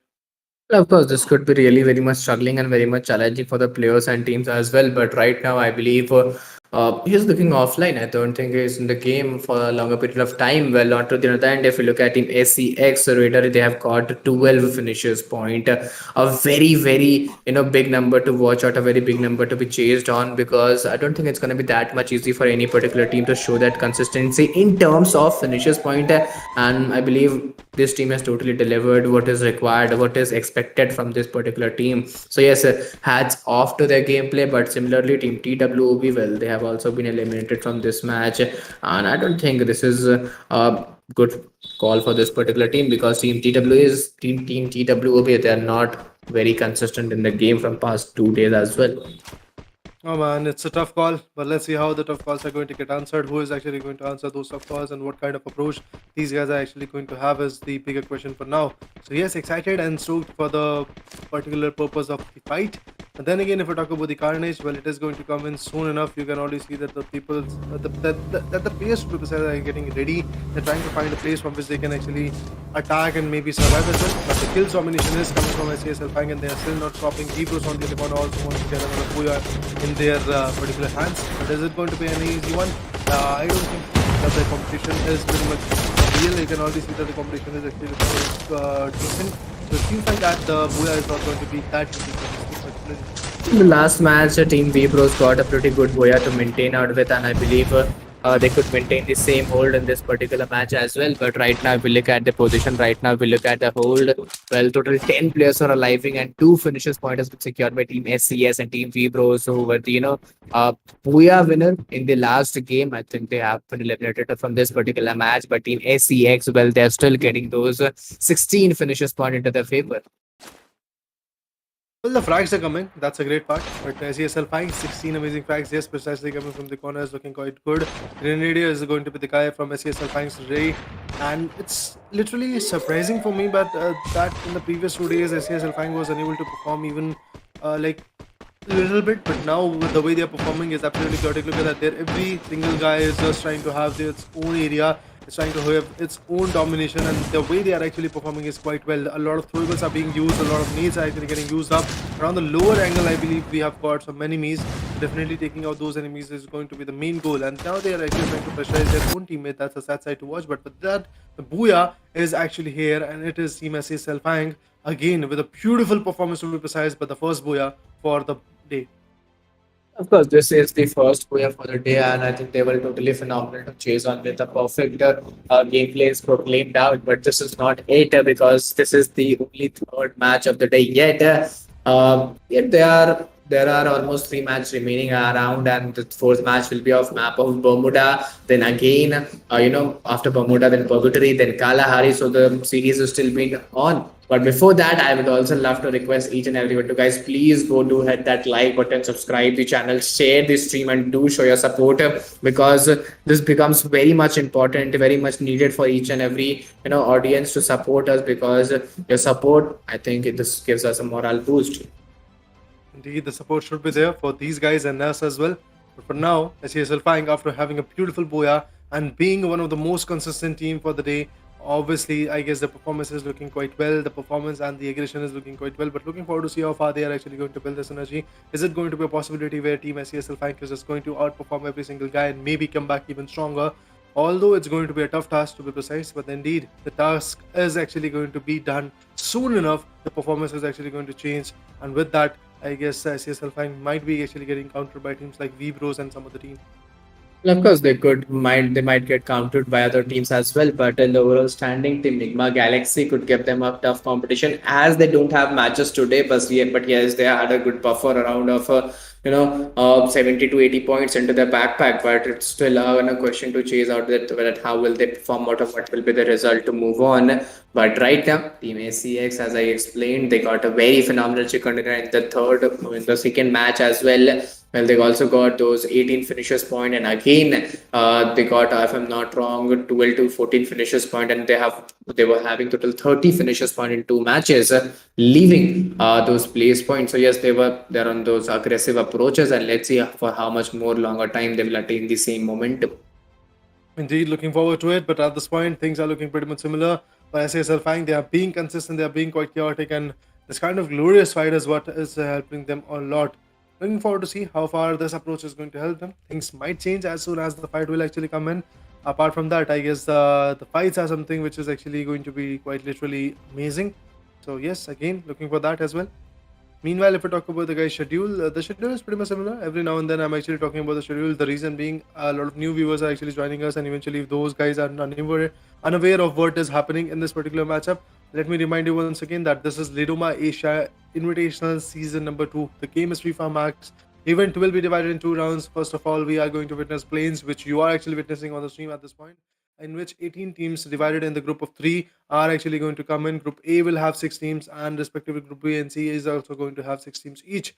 And with that division, we are actually going to welcome 18 teams which will be competing in the Indian server, and the teams are actually going to be all over from Asia, be it Pakistan, be it Nepal, be it Indonesia, Philippines, or Thailand as well. So a lot of regions are being added in this particular Indian servers, and now the fights are coming up. And out of these 18 teams, only 9 are going to get qualified in the grand finals. And apart from that, if we talk about the lobby, I guess it's not going to be of only 9 teams. The lobby is actually going to be of pretty much 12 teams. But how are we going to compensate those 3 teams which are left? Because only 9 teams are going to get qualified in the grand finals. Well, the 2 teams are actually going to come from underdog region. That shows that we will have a grand total of 11 teams in the grand finals, with one more team added up as the fan favorite team from the plains. So guys, if your favorite team from the plains is unable to qualify for some reason or the other, what you can do is just go ahead, support your team, and vote for them and make them the fan favorite team from the plains, and eventually bring them back in the grand final. So all in all, I believe 10 teams will be there from the grand finals. Out of these 10 teams, 1 will be the fan favorite and 9 will be the qualified one. 2 will be the underdog teams. That comes up to a total of 12 teams which are going to take place in the particular grand final. So that would be amazing. The prize pool, it is still very on point with the massive prize pool of $1,000. Of course, the massive prize pool of $1,000, which is almost a very big a prize pool to be maintained out, and the event is also a very longer race to move on with. It's almost of 9 days, which is not easy to be taken place of. But let's see. I think how will they move on, or what will be the momentum, or what will be the scenarios to take on with. But yes, I'll request each and everyone to please to hit that like button, subscribe the channel, share the stream, do show your support, because this becomes very much important for each of us to show the support to organization and production teams, casters, for the morale boost. But right now, talking about the fourth match, well, the fourth match is of the default map, which is of Bermuda, and of course Bermuda will bring a lot of chaos again, but because as it is default map, each and every team, each and every player will know, they will be knowing about each and every hiding spot, or those glitches, or whatever stuff is required, those plus point, those X factor to win the game. So yes, they will try that level hard to get that match. Indeed, everybody is going to actually give their 110% at this point, but eventually it won't be that easy to be precise to just come back and eventually be that strong. But let's talk about the leaderboard at this moment, and then the leaderboard, you can see that still we have got SES ALFAINK at the top with 48 amazing eliminations, and a total number of points is going to be 75. Look at that. If the competition is going to be pretty similar from the corner in the next upcoming stages, I believe the chart could actually go to 150 points from this particular team. But WEBROS, they are still behind, a lot behind to be precise. They are actually behind 29 points behind, with 29 points to be precise. And WEBROS is having 46 points altogether after 3 matches and 1 booyah. If we talk about ONIC esports, 1 booyah and 3 matches that they played will actually place them to 39 pointer. That means the third position to be precise. Delta X esports 34 points, Team World of Battle 32, the MAFIAS 26, DADA Gang 26 as well. DEADROW esports meanwhile 21 teams. 21 points to be precise, and EV Radicals is having only 20, OGLE 12 points, E Arena Esports as well with 12 points, BTR Delta with only 2 points. That's what the leaderboard is telling us at this point. Of course, that is what leaderboard is telling right now, right here, but I don't think this will work for a longer period of time. The consistency, I think, which is maintained under the teams on those tabletop regions, I think they will totally not allow the teams at the lower ground to come back and show a pretty good task. But this will be possible only for the top starting for 4 days. After the 2 days, when team are assured that they couldn't perform or they couldn't get that top 5 position, they'll going very much lethal and show a better performance to move on with. Indeed, having being said at this point, if we talk about the map, Bermuda will actually come in, and Sentosa is going to be the region from where the flight path will start, if I'm not wrong, and it is actually going to go towards Brasilia and other regions as well. Clock Tower is the region where the people are actually jumping in, and this is Team OG Elite already losing Pahadi from the equation. Of course, a pretty good start has been chased on. If we talk about the live players, if we talk about the intensity of the game, well, almost, if I'm not wrong, 31 players, I'm sorry, 41 players standing around. And let's see how will they interrupt out the positioning, how will they, chase out the start. But right now, looking at this particular team, well, they have lost 1 player, and the start is not that good with what is expected from this team. Indeed, the start is actually looking a bit more shaky for the team, but I believe those shaky starts are actually going to get build up soon, and we might see some beautiful changes as well. But Asin Evo's back on the foot. Bhagwan is there. Old Monk is also surviving. Everybody is just trying to give their 110% at this moment, and that's good enough. But eventually, their survival is going to get compromised soon enough, because the teams will be coming up in the close quarter, and that close quarter will be quite shaky, will be quite risky, to be honest. TGI's and Arjun and the other guys like Superman are also surviving. They are looking pretty much confident about the fact. And if we talk about Truthful specifically, he's back in the game. All is done. He's surviving. He's going to live up to the charm and maybe fight back even harder.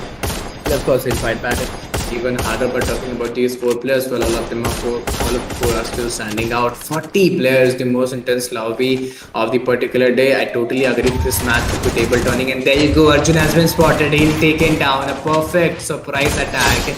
And this team was not expecting for that. But onto the other end, Aizen, well, he'll also be taken down. And Suzil, Superman, well, these are the last 2 players standing for the team. The whole responsibility is onto their shoulder, but it's going to be very much challenging and very much fruitful. Arjun, well, he's totally back. Aizen, he's also totally back, and they're back 4 men standing. Total 37 players are still standing out.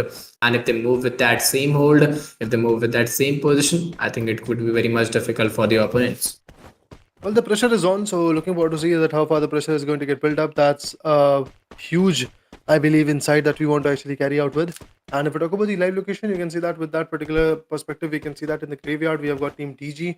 And along with that, we have got WEBROS also coming up in the observatory area. If we talk about the plantation, I guess it's pretty much empty, where Team TX is surviving. And if we talk about graveyard, in that particular area, as I said, WEBROS, oh sorry, E Arena and the other team is actually surviving. And if we talk about Cape Town, in that particular region as well, nobody is there for now. So survival is actually going to be that easy. In graveyard, we have EV Radicals as well in the close quarter. DEADROW Esports is looking good enough in the Sentosa, but this is actually a region which is pretty much far away of the play zone. So what they have to do is pretty much survive for that region as well. Well, of course, this is very much challenging and very much fruitful to move on with. Total 32 players are standing out. A good hold, a good momentum has been chased out. And we could see some early knocks, we could see some early finishes point as well. But I don't think this will work for a longer period of time. You should be very much attentive and ready enough because if you have the opportunity, if you have the momentum, you should always utilize it and get those finishes point. And there you go, WEBROS, Poison. I think they should maintain the consistency to hold that table toppers position right now. And they have got one finish point. 4 players are standing out. Let's see for how much more longer time they are able to maintain that same consistency. So that's good enough. WEBROS is looking forward to just have a beautiful advantage of the areas. Well, they might be actually successful about that fact. But if we talk about Poison specifically, he has got the guns in his hand. Now he's going to pop one out. Oh, the shots went in, but eventually he failed to connect anybody. And with that, he is actually going to lose his one teammate. That's going to be Rohit from WEBROS. There is a big loss already coming up.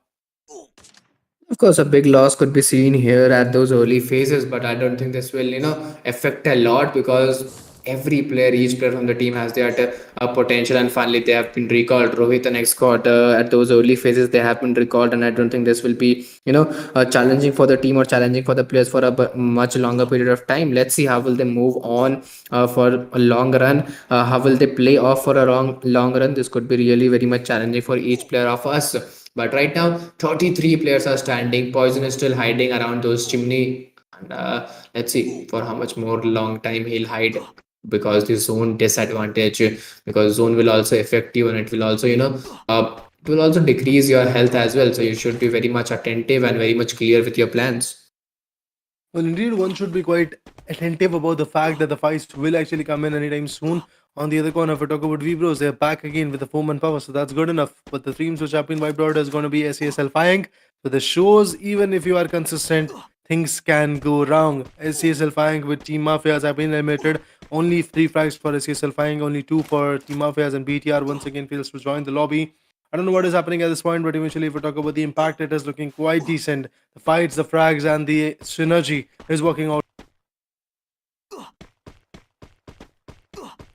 Of course, that's working very quite a phenomenal to take on with. But right now, if we look at their live, death board, well, almost 7 to 8 teams are surviving right now. Right here, WEBROS, they have got a Booyah in this particular game, in the last particular game. But talking about the Poison, he's been taken down. Next God, he's also looking in danger. I don't think that revival would be possible. And Rohit, well, onto the other end, he is also onto his knees. Last player standing for the team is Drag OG RG standing for the team, and the Lone Ranger, the survivor. And finally, he has decided to not move on, and a perfect glue wall has been created out. Let's see for how much more longer time will he survive for his team. Well, indeed, we have to look into that fact as well. Very soon, we will get an insight about that particular question that you asked.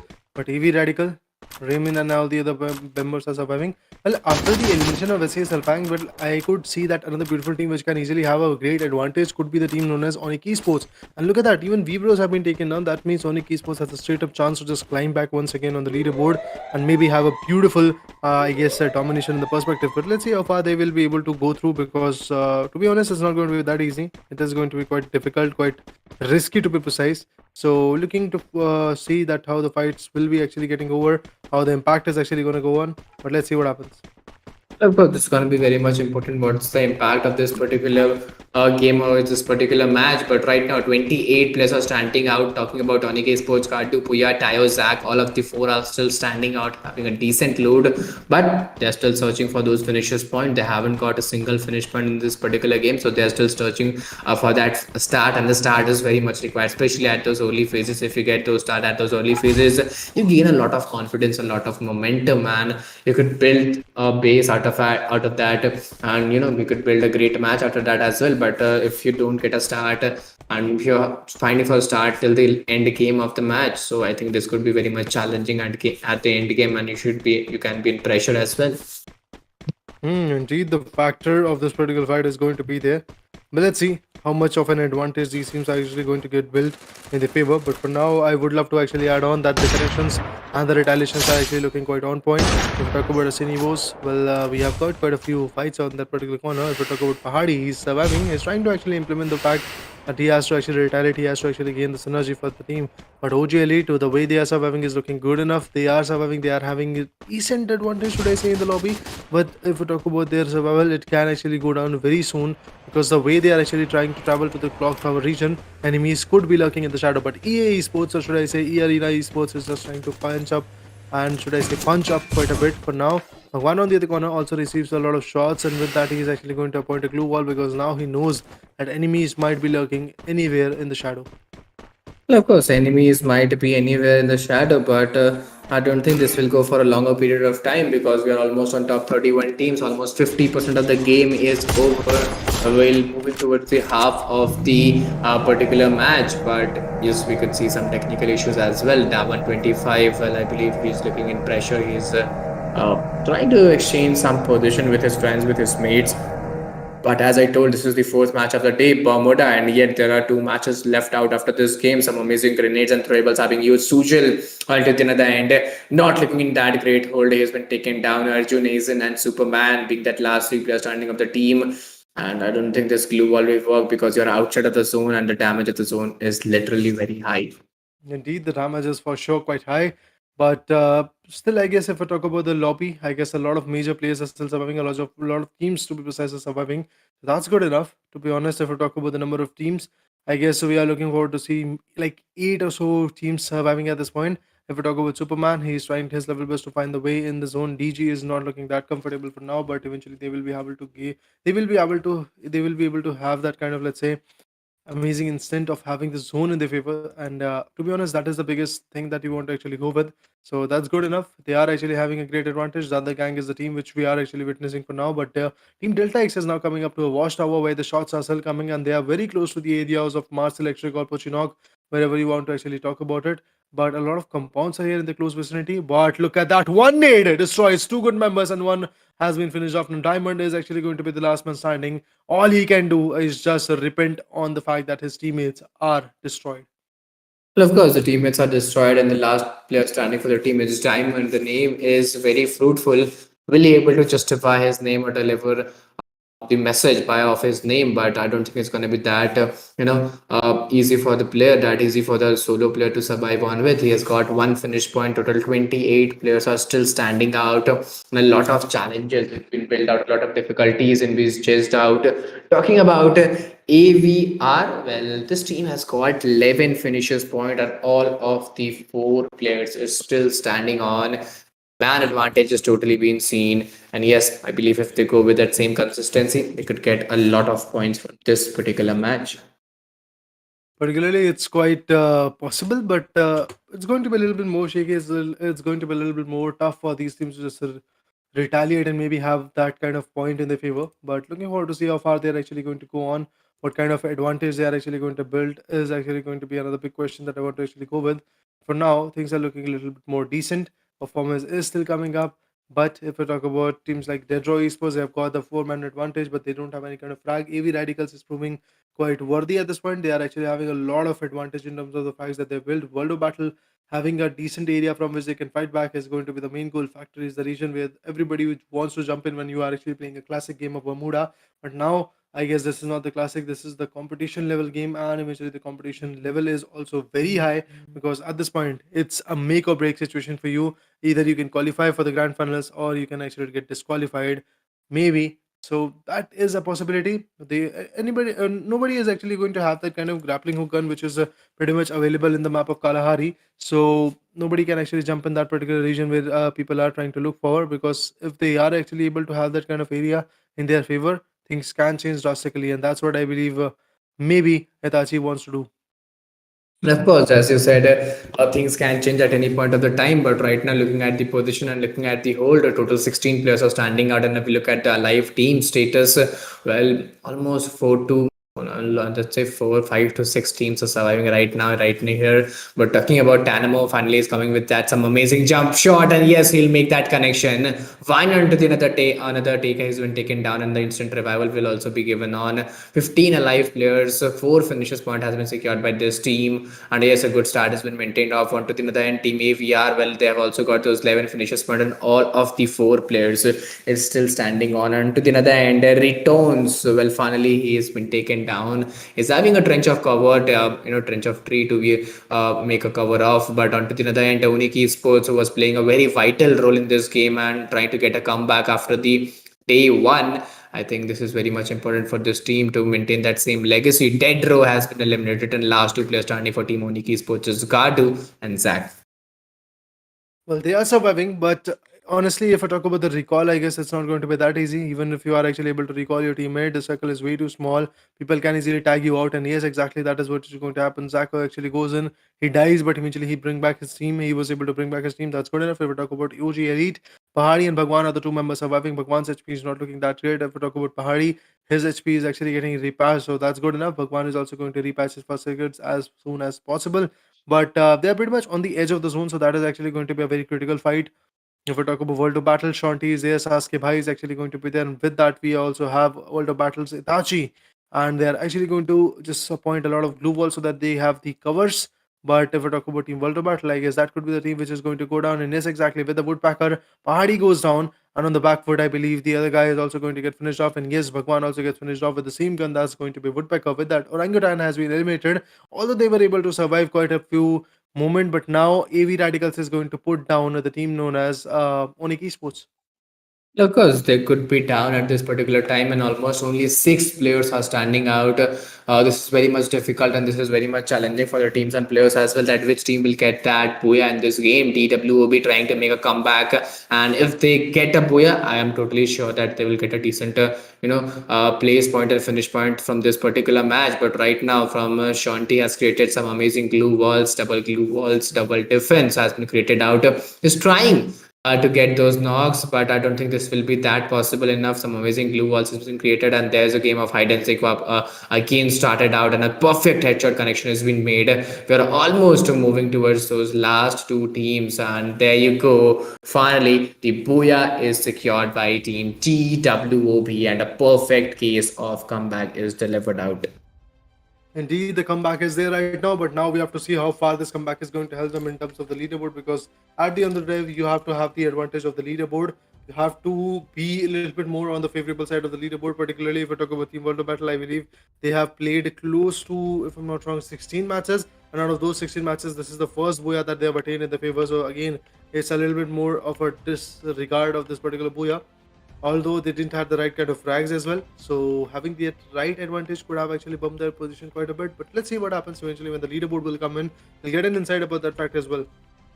Well, of course, this could be very much challenging and very much fruitful as well. But after this, we will also witness the 2 upcoming matches, which is the maps are different. So it's Purgatory and Kalahari. Both maps are different with some, chaos and cluster to be presented off. But before moving to the upcoming matches and upcoming stats, I would also love to see that guys please do complete the like target. Our like target for the day will be of 500. So do show your support, do show your love, and do hit that like target. Do complete that like target as well, and do subscribe the channel as well. As subscriber target is for 66K. Only 400 or 500 subscribers are left out. I believe if you show your support, we'll be surely touching our subscriber target as well. But apart from those things, this match was totally phenomenal. And as I said, I think each and every team will try hard in the map of Bermuda, and they have tried. And finally, Team TWOB, which was totally not in the race, I think they have got a good point after this.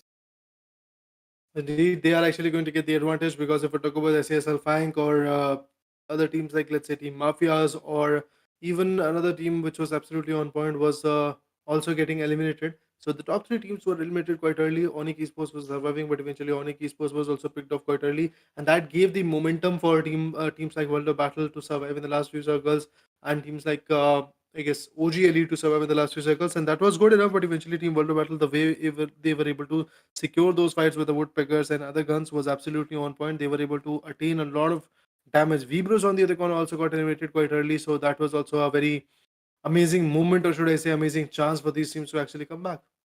Of course, that was possibly a good chance, a good momentum to make a comeback. But let's see for how much more long time this will make the same hold or same momentum in this particular game. But before that, if we talk about the fifth match of the day, which is map of Purgatory, well, guys, get ready, tighten your seatbelt. Whenever we come to the second last match or last match of the day, we see a lot of chaos and a lot of clusters and a lot of source of entertainment as well. So tighten your seatbelts, get ready because the map of Purgatory and Kalahari will be the most enjoyable match.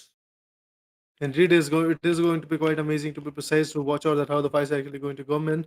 But yes, of course, guys, don't forget to subscribe. We are very close to 70,000 subscribers, and eventually, you are the guys who are actually going to help us to reach that marker. Make sure to actually subscribe to the channel. Make sure to actually like the video as well, so that the recommendations will actually help this stream to reach out to the larger audience. Apart from that, if we talk about Mamta Thakuri, well, that's good enough. In the chat, everybody is just trying to congratulate Team World of Battles Puya.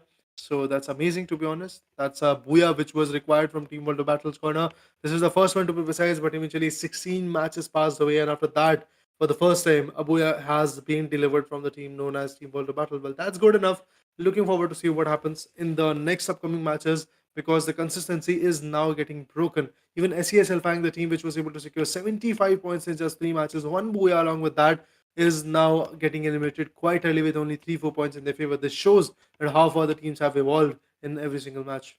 Yeah, because this particularly shows how far the teams have evolved. But similarly, on to the other end, very soon we will be witnessing the points table of all the four matches of particularly day three. So yes, guys, stay tuned. As I said earlier, do hit that like button, subscribe the channel, and share the stream similarly. But apart from those things, well, we can see comebacks from different teams and different players as well. Because later, if you remember yesterday and day before yesterday, whenever was day one and day two, I believe there were few teams getting 2 or 3 booyah back to back. So yeah, today this is not possible. Each 4 booyah is secured by different teams, which is very different to watch out. And I believe the same things happen in the upcoming days as well, because you could perform with that confidence in the upcoming days. But after after you come back a long way in tournament, your confidence get decreased out for few teams and it get increased for few teams as well. So yes, I don't think this is going to be that much easy for any particular team or player. Rightly said, it's going to be a tough competition to be precise, but eventually these tough competitions are the one thing which is actually taking the whole lobby up a notch. And we are witnessing the planes for now. There is no semifinals, there is no finals to be precise. From planes directly to the grand finals is going to actually be there. So obviously every single aspect of this particular fight is what I'm actually looking forward to. But for now, I believe the leaderboard is one thing I'm pretty much expecting at this point. And whenever the leaderboard comes in, we'll get an insight that what happened after a beautiful booyah that Team World of Battle was able to deliver. Is there a significant impact to be precise of that booyah, or it's just another set of booyah which is just not making a lot of rent in the lobby? That's what we have to witness with the leaderboard. Well, I don't think it's going to be that much easy for any particular team. As you told, we will be waiting for the leaderboard. Which team will get Puya? Which team got Puya? Will they be on table toppers or team getting the maximum number of finishes point? They will be on table toppers. If you talk about SES, X Esports, well, they also performed very well, and I think they have got 48 finishes point only. And if we declare the place point, I think they were totally phenomenal with their finishes point itself. So let's see for how much more longer time they can move on with, and how much more finishes point or place point they could get in the upcoming 2 matches. But yes, this is the way for suspense, and yes, we'll surely wait for the game and surely wait for the leaderboard as well. Indeed, we are actually going to wait for the leaderboard, because that leaderboard will actually showcase us that what was happening on the back end, how the fights were actually getting delivered. So looking forward to see how far the situations are actually going to help them, and what kind of impact the leaderboard is actually going to bring. But yes, I guess the expectations are the one thing which was absolutely on point from the particular perspective. But now moving up ahead, I guess the next 2 matches are the one thing I'm actually excited or stoked about it. So, what is your approach about it, guys? What do you think that how the next 2 matches are actually going to be? What kind of impact in those next 2 matches are actually going to come in? Please let us know about that fact as well, because for me, I guess the expectations are quite higher. But teams like WEBROS and other teams which are getting shattered quite a few times. I guess it shows that things are actually changing quite dynamically. Well, typically, I talk about the upcoming matches. This is going to be very much, entertaining and very much challenging for each one of us because the map is of Purgatory and Kalahari. And whenever we talk about Purgatory and Kalahari, a lot of difficulties, a lot of challenges is to be maintained out. But right now, I think. Title is suitable, guys, because the map of Kalahari, as we saw yesterday and day before yesterday, a lot of difficulties has been faced up. But I think we will not see the points table in this match and directly move towards the map. Well, the map of Purgatory, the map of Three Island, a perfect diagonal fly path could be witnessed out from the south eastern parts of the region to northwestern parts of the region. Indeed, the flight path is looking quite amazing. Brasilia is there in the center point. We've got Lumber Mill. We've got areas like Forge where the people can actually jump in. Even Sky Lodge is actually going to be the area where people might actually go in and jump in. Fields is going to be another beautiful area. We have Crossroad, we have Moat House, we have Gold Course in the zone. But I guess Brasilia is once again going to become the center part of the whole attraction because that is the most centric compound that you can actually get in this particular match. So that's good enough. And looking forward to see what can they actually build, how far they can actually build. The performance is actually something which is going to be quite an amazing one to be precise to look into it. I totally agree. This could be really very much struggling and really very much challenging for the teams and players as well. But right now, looking at the position, right now, looking at the fights, 38 players are standing out. And yes, if I talk about Team TM, they haven't got any finish point. It's using the zip line to get a crossover, to get a good position out of it. But talking about VTT Kurchar, he's still moving on, getting those loots in Caravan, finding those loots in Caravan. And there you go, here comes the fight. The first fight of this particular match, some amazing knocks have been put forward. Delete is quite aggressive player and he'll always deliver what is required for his team. And the first opening knock, first finish point for Team TM is secured by Delete. Well, finally the frags are coming up, and this looks good enough that yeah, the team known as Team Mafias are actually trying to come back in the lobby, and the performance is looking exceptionally well, and the way they are actually coming back is looking quite fruitful from the corner. So looking forward to how the calibration and how the fight is actually going to go on. Team Mafia Balia and if we talk about with Bujo, he's there. Team Mafia's Delete is actually going to be there. Ansh is also surviving. Well, they have initiated a fight. They have actually gained a little bit of frags, which is good enough. But now they have to actually learn one more thing, that enemies might be lurking in the shadow and they might be hunting for them. Of course, enemies might be hunting for them, and right now, if we look at the position, right now, if we look at the hold, I think this could be very much difficult and challenging for the players as well. They have got one finish point. It's a pretty good start to move on with, and right now, each and every team, maximum teams, maximum players will be very much loot focused, which is very much necessary. If you have a good loot, I surely agree you could get a good match out of it. But if you don't have a good loot, I don't think it will work for a longer period of time. So a good loot, advanced loot is always a favorable task. Indeed, having a great amount of loot and eventually choosing the right utility is always the right meta to go with. And we have seen quite a few players doing this kind of exercise and eventually exercising the right performance. So that's good enough. Asin Evos, Pahadi, Bhagwan, and Rundbong representing Team OG Elite have already started. EA on the other corner is also getting some blows. You can already check out the kill feed that the blows are coming from EA's corner. 24 players are surviving in the other gang. They are also back in the action. But the action resumes only if their performance is going to be on point. Of course, this is going to be very much crucial to move on with. I don't think this will work for a longer period of time because you need to get those finishers point at those early phases. If you're not able to attain those finishers point at those early phases, this is going to be very much challenging and very much unfruitful for the players and unfruitful for the teams. But right now, I think you should maintain the consistency in terms of man advantage, because man advantage will always give you upper hand and a lot of confidence in the game, particularly to move on with. And let's see which team is able to maintain that man advantage. Talking about Team DX, they have lost 2 players and finally going for another fight. Some amazing knocks, some amazing picks have been taken on, and let's see, will they able to deliver out what is expected from this particular team. They have got 2 players, they have lost 2 players. The number 2 is quite lucky for them. Will they able to maintain the position 2 in the particular match? This is very important to choose out. Indeed, the expectations that the fights are actually going to be on point, and eventually we might see some beautiful closures to be precise. But in order to get the closures, things have to be pretty much more on a dynamic note, and the aggression has to be pretty much evolving. So looking forward to it, that how far the aggression is going to get built. If we talk about Team DEADROW, ESPORTS, Sahil is there, Sultan is there, Jaguar And we've got KD09 also serving at the back foot. So it seems like at this point in this particular area of Fire Brigade, things are looking a little bit more calm, but we might actually have some enemies in the close quarter. Woodpecker is in the hands. Again, a very decent gun to actually jump with, but Sultan gets tagged out quite a bit.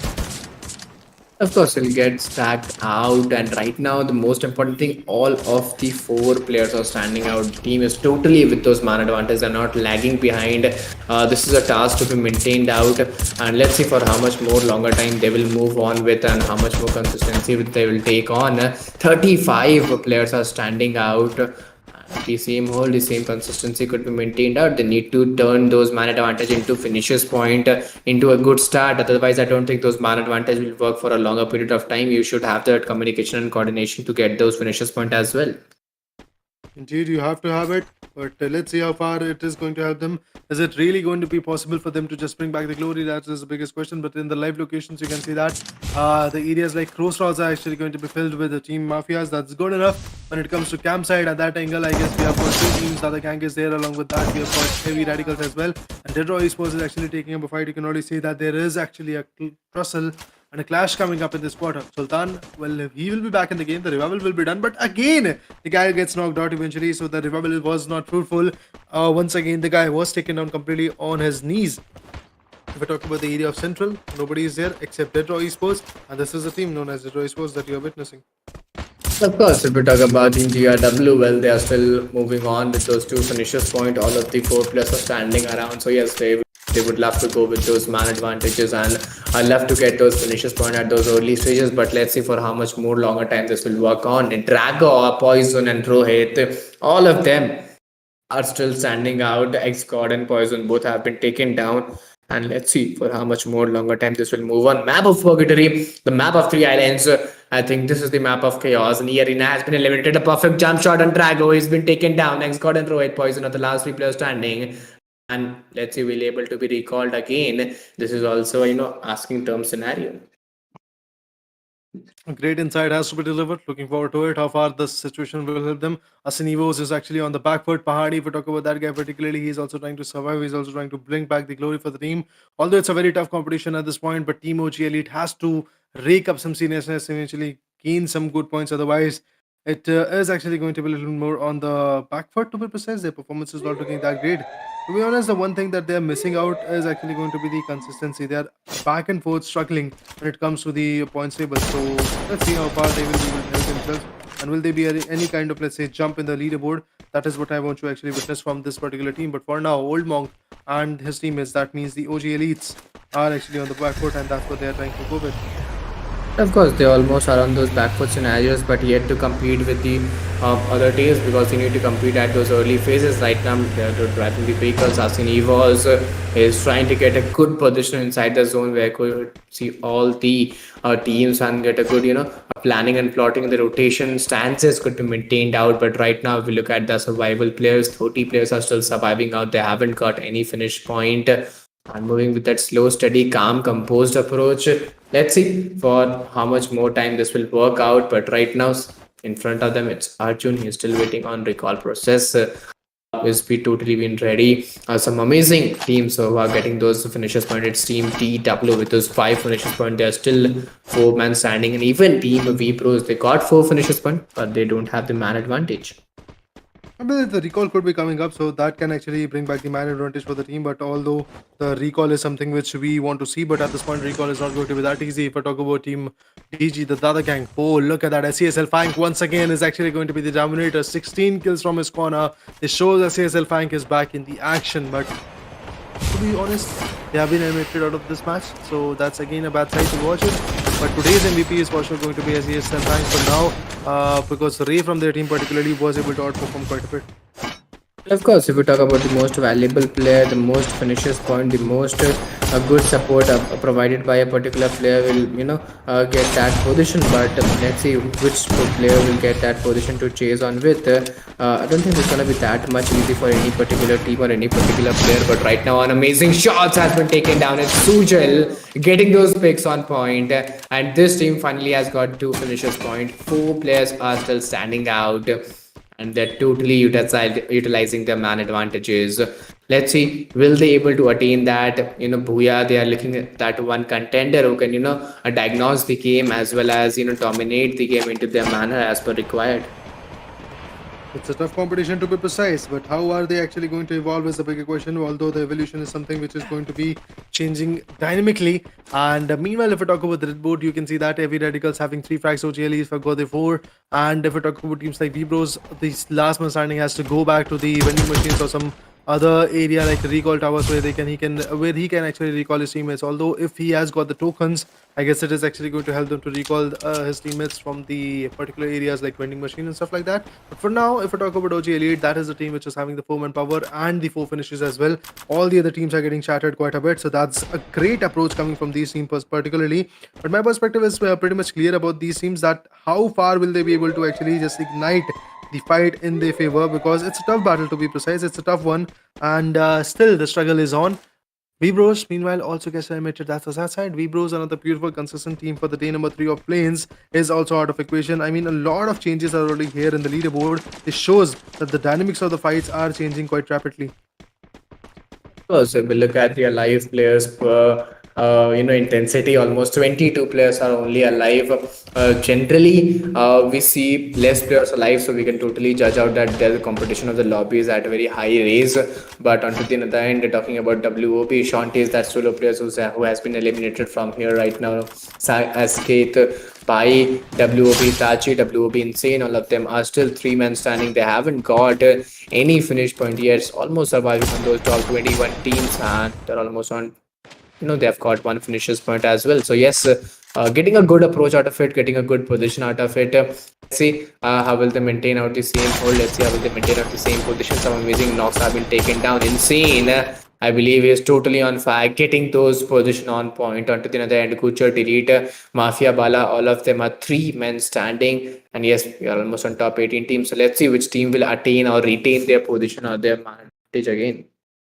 Indeed, a tough fight to be precise, but retaining those positions is not going to be an easy task. It's easier said than done, to be honest. But yes, the impact is coming up for sure.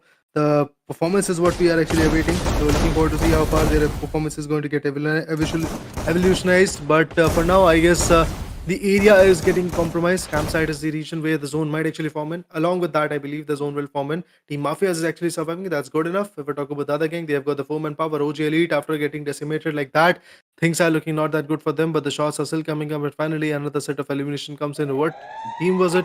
Is the bigger question. It could be OG Elite if I'm not wrong, but yes, it was ONIC Esports. That's a surprise for us. ONIC Esports, this is a very strategical team. They move with their strategies, they move with their holdings, and right now Team AP Radicals, they have finally got eliminated from this particular game.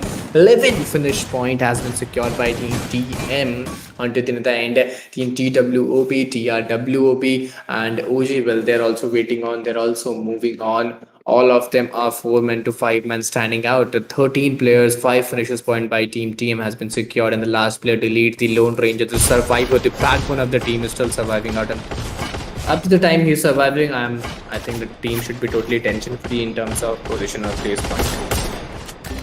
That could be the approach, but it's a team game, so obviously everybody has to just pitch in and eventually perform exceptionally well. If the performance is not going to be on point, there is nothing that you can actually do for the team's survival rate, and that's what is actually happening. You can already see quite a few teams are shattering due to that region. OG Aries also gets taken down. A nade has been thrown. That nade could have actually impacted, but World of Battle, the way they are being consistent is absolutely amazing. Meanwhile, if we talk about Team Mafias, they are surviving with 11 frags. That's another beautiful insight, but now the skateboards are actually going to be on par, and look at that, they are actually trying to reach out to the zone, but where they are actually going to land in, enemy might be in the close quarters, and yes, the enemy is in the close quarter, but before that, launchers are actually being used so that they can just eventually implement a lot of damage. Of course, launchers are being used to eventually give a lot of damage, but WB Insane, I think he was ready for that fight, and finally Shanti is barely surviving this PHP. It's looking like a 1v1 scenario. Perfect shot has been taken out, and a team TM, well, Delete has been taken down. Some injection has been injected, and finally, as soon as he'll wake up, and finally he'll get down again. Well, WOB Esports, they're looking on fire, but onto the other end, DRW, they're also in a good hold. Team Mafias has been eliminated, and finally the end fight is much more entertaining. It's a tough call to be precise. Have to look into the fact that which is the team who's going to bag out this particular matchup in the favor. Although the competition is just rising and rising and rising at this point, the evolution of this particular fight is just coming quite repeatedly. But on the back foot, if we talk about like players like, let's say, Afzal and stuff like that, I believe if I talk about the performance, I guess it is actually looking good enough. If I talk about World of Battle, Insane is there. This guy has got 3 amazing eliminations. Only one is surviving in front of him. They can actually go physical, but eventually he's going to just back him out from the back foot. And with that, the eliminations will be done. And he's trying to self-revive himself. That's good, but eventually that revival is not going to be that easy. And the World of Battle once again backs out. Another beautiful booyah. Back-to-back two booyahs coming from this team particularly. This shows, this actually gives an alarm that yes, we are back in the lobby. Team TWOB, well, I think they were planning something different. They were doing something different, and this back-to-back two boyas in a row, I believe they are totally phenomenal. They are totally exceptional to take on with. This is the first boya, first back-to-back boya, which we have witnessed in past 3 days, including today. But yes, I don't think this was that much easy as they explained, as they proclaimed us right now, right here. But this is just the start, guys, because this is the day three. Still more 3 days are remaining out, and still the last match, which is map of Kalahari, map of deserts, map of terrains, is still waited out, and the pace of match gets very slow downs a lot on that particular map. So yes, stay tuned, guys.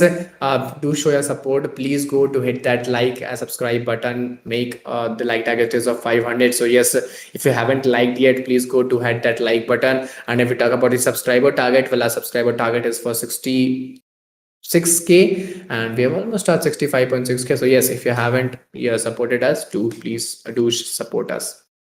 Indeed, guys, go for it, and keep supporting us, because we are actually going to bring back tournaments like this one. And let me remind you once again, this is the play-ins day number 3. We are actually moving up to the bigger phase, that is going to be the grand finals, where the prize pool of $1,000 is pretty much on the stakes. So what do you think, guys? How far the fights are actually going to get ignited? What do you think? How far the eliminations are going to get stressed out? Meanwhile, if we talk about the live chat, I guess we have quite a few people here supporting every other team. But when it comes to Team World of Battle, the way their performance was absolutely on point. And eventually, I guess this performance is just going to evolve throughout the way. And as soon as the evolution is going to be done, things will be a little bit more favorable for this team particularly. So I hope so that Team World of Battle will be able to just rake up some good points and eventually be back in the glorified region. Although they had 2 back-to-back booyahs, but eventually, if we talk about the past few matches, in 17 matches, only 2 booyahs, and that too in the third day of the play-ins. This shows how risky their performance was in the start. Well, of course, the performance was quite very risky to move on with, but right now the consistency what Team TWB is showing is just totally phenomenal to watch out. But before we start the last match, we'll also witness the points table. So, guys, tighten your seatbelt. This was a very updated and suspense moment to be chased on with, because the points table there could be many more ups and downs because few teams which are in Group A they aren't playing, and today we'll get an view that which team with the end of 12 matches are getting that upper hand in the overall standings. Indeed, have to look into the fact that which are the two teams which are actually going to get an insight at this point. So for now, I believe the best part of this particular tournament is that teams are actually evolving, and we are looking into it. Hope is actually supporting Team Mafias. That's good enough. Whoever is supporting whichever team, that's lovely, to be honest. You can easily go ahead and support your favorite teams to be precise, and that support is actually going to be uh, there as a beautiful motivation for these teams, to be honest. And eventually, when the motivation is there, I guess things will be a little bit more easy in terms of the teams. Well, of course, this would be very much challenging and very much fruitful to be chased on with, but very soon we will be also be witnessing a lot of chaos and cluster, because as the Kalahari is the last match of the day. So yeah, we'll be expecting a lot. Teams will be going all in approaches, and especially teams at those lower end who haven't performed a lot. They will be trying their a plan B or plan C, whatever haven't worked out yet. So yes, we will see a lot of chaos and cluster, a lot of source of entertainment would be witnessed in the map of Kalahari. And as we all know, Asia Invitational Series, we are with one of the best teams of Asia as our different regions. So yes, guys, your support becomes very much important for each of us, for your players, for your teams. So do keep hitting that like button, subscribing the channel, and sharing the stream. Indeed, guys, go for it. Support your favorite team, support the stream as well, support the org as well, so that we can bring back an amazing tournament like this one. But for now, I guess what we can say is the expectations from the last match of the day is actually going to be quite high, because that match will give us an insight at how far the whole situation will go on, or is it going to be an easy task for these guys to just develop this energy and maybe come back even stronger, or is it going to be Team World of Battle getting shattered just like what SES ALFAINK is actually used to have? So yeah, looking forward to it. Well, as I saw that Team TWOB got back-to-back booyah, so yeah, they must be very much confident enough for the upcoming matches as well and for the upcoming days as well. So let's see how will they take on the positioning by talking about the overall standings. Well, there you go, Team SES with those 51 elimination points only. They have got total 79 points, which is very much phenomenal to chase on with. And TWE Sports, they're totally behind them, lying behind with those 5 overall points and with those 72 points at the second position. I totally agree. If we look at WEBROS, well, they're also looking very much great and very much holdable enough. They almost got 60 points in overall standings at those third position. And looking forward to ONIC Esports, well, they are also looking pretty much strong enough with those 56 points into their favor. So let's see how will they move on or what will be the results. Talking about AV Radicals, well, they are also just behind the race with those 53 points. Very soon we'll be moving towards the end game, and finally we'll be chasing out the scenarios, and that's as I mentioned, the end game will be of Kalahari. So yes, Kalahari map is full of those deserts and full of those chaos. Indeed, the Kalahari is actually going to be quite amazing. We saw the leaderboard. We saw that how beautiful of a jump teams are actually having at this point. But if we talk about specific teams like Team World of Battle, they are looking quite amazing, to be honest. World of Battle was able to jump out to the second position, which is absolutely amazing. 72 points from the corner. The total points that they have actually attained is good enough. WeBros, if we talk about that team, 60 points from the corner. The teams which are having the decent amount of booyahs for the day are actually pushing back. But if we talk about SES ALFAINK, from past 2 matches, their performance is not coming, but still, this team, particularly known as SES ALFAINK, is able to secure their glorious path in the leaderboard at the #1 position. But for now, the flight path will start from the areas of the sub, and eventually it is actually go down to the Wavefront region and shrines, to be precise. And eventually, the flight path is over. Everybody is jumping at their favorite locations. In Santa Catarina, I believe we have got on the beautiful team, and this could be Team OG Elite, if I'm not wrong. I believe they totally played very phenomenally to chase on with, but this map is different, this game is different, and it's a new match to move on with. So yes, we'll totally see and assure that which team can get those positioning and placement as well. Right now, talking about this particular team, they have got 1 finish point. 33 players are still standing out. A good start was maintained off, a good game was started off. So let's see what will be the results, what will be the upstandings for the team, what will be the upstandings for the players as well. Not gonna be that easy, but yes, it could be a little struggling for the players and teams, and wherever there is struggle, there's a source of opportunity as well. Well, if the struggle is there, when the struggle is over, I believe you come back as a fresh person, because what you have ahead in your favor is actually going to be quite detrimental. But for now, if we talk about teams like Asin Evos, should I say OG Elite, Asin Evos is the guy who's able to get 1 frag. AV Vine on the other corner, that means AV Radicals is also popping out quite a blood. And it shows that AV Radicals as a team is particularly quite chaotic. But now, if we talk about Team World of Battle, this is the match where they can easily make or break their performance. And if the performance is going to be back, then I believe after these 18 matches, only 6 more matches will be there in the hands to become the team which is actually going to secure the top 9 positions, because you don't have to be the table topper to go for the grand finals. What you have to actually make possible is actually being in the top 9. If you are in the top 9 positions, that's all that you need, to be precise, to actually come back in the grand finals. And in the grand finals, you have to start fresh with 0 points. Everybody is actually going to go for the clean slates, and in that particular perspective, we will get to see who is going to witness and who is going to actually bag out the highest amount of points in their favor. But for now, if we talk about specific players like Old Monk and guys like him, I guess their performance is looking a little bit more on the shaky corner. The evolution is yet not there for the team, but the safe zone is also shrinking. As you all can see, the circle is coming up in the close quarters. Kalahari is the map for sure. But if we talk about the live location, you can see that in Refinery we have got Team DADA Gang and WEBROS, to be precise, and it's quite amazing to see. It's ironic to see 2 teams representing the same region in the same region, to be precise. The DADA Gang and WEBROS are coming from Nepali region, and both of them are in the Refinery. So there could be a tug of war between these 2 teams to survive for the first ban. If we talk about about teams like SES, ALFAINK, and ONIC eSports and BTR. These are the three teams which have been completely out of the equation. Well, SES ALFAINK was not present, and same goes for BTR. If we talk about ONIC eSports, they got eliminated at #10, which shows that top three teams are already out of equation. This gives another beautiful chance for Team World of Battle to just once again come back even stronger. Although, if we talk about the areas like DEADROW eSports is having an E-Arena, they are in the Stone Ridge. That means there is actually going to be a beautiful competition in that particular region. Two teams in the same region, it can be quite chaotic. I totally agree. This could be quite chaotic and quite challenging as well. But talking about Team TX, well, they are still struggling around. One finishes point has been secured by Team TRW. Talking about Team WOB, well, Insane, Shanti, Sasuke, Bhai, and WOB Tachi, all of them are 4 men standing. Xnod is still standing behind the screen. 30 players are surviving out. And as this is the start of the game, I totally agree. Players and teams would be moving with that a slow and steady approach. This is the last match, and this is the map of Kalahari, which is totally very different and very decent to move on with. But yes, let's see which team will make a comeback out of it and which team will get a good hold and a good approach in this particular game. I request each and everyone to please go do hit that like button, subscribe the channel, share the stream, and do show your support, because this becomes very much important to get the morale boost and get a support out of it. In order to get the support, I believe you have to have the right callouts, you have to have the right fights in your favor. And AV Radicals is looking good in terms of their fight, but look at that, Team Mafias finally are getting fobbed off. Mafia Bala gets finished off. We have got Pooja in the scene, and eventually Anshu was able to take out a beautiful knockout. He is actually going to take that knockout and convert it in a finish. Pooja has to repatch himself, otherwise he is also going to go down, and same goes for Anshu. He is also going to repatch himself. That's good enough. But Mafia Bala has to do is just come back in the lobby.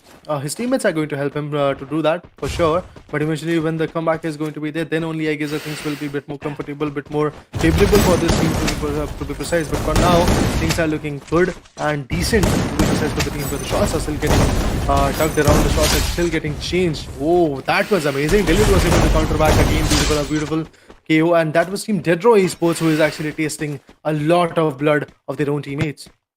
Of course, they're tasting a lot of bloods, and 26 players are standing down the line, which is very much challenging and very much struggling for the teams and players as well. Let's see for how much more a longer time they are able to survive and maintain that same consistency, maintain that same hold. But onto the other hand, looking at the positioning, onto the other hand, looking at the holdings, Team TM totally having those man advantage and one finish point, which is a positive start to be maintained of. Let's see for how much more longer time they will attain that same consistency, and or they will attain that same momentum. But similarly, onto the another end, what we look around, well, I don't think it's going to be that easy. The rotation is very much difficult in the map of Kalahari, but Ansh is still rotating beneath those things, and he should be very much alert and attentive enough, because at any point, at any side of the area, you could get those attacks unknowingly, and this could be your struggling scenarios for your team and you as well. Indeed, it is actually going to be a struggle that you have to actually deal with. But for now, the teams are actually looking decent. Performance is coming up quite a bit. And when it comes to the impact, I guess that is something we have to witness as well. So on the back foot, I guess we are actually going to witness another safe zone shrink coming up soon. And when the safe zone shrink is actually going to be there, that would be lovely. To be honest, if I talk about the impact, it will actually increase quite a bit.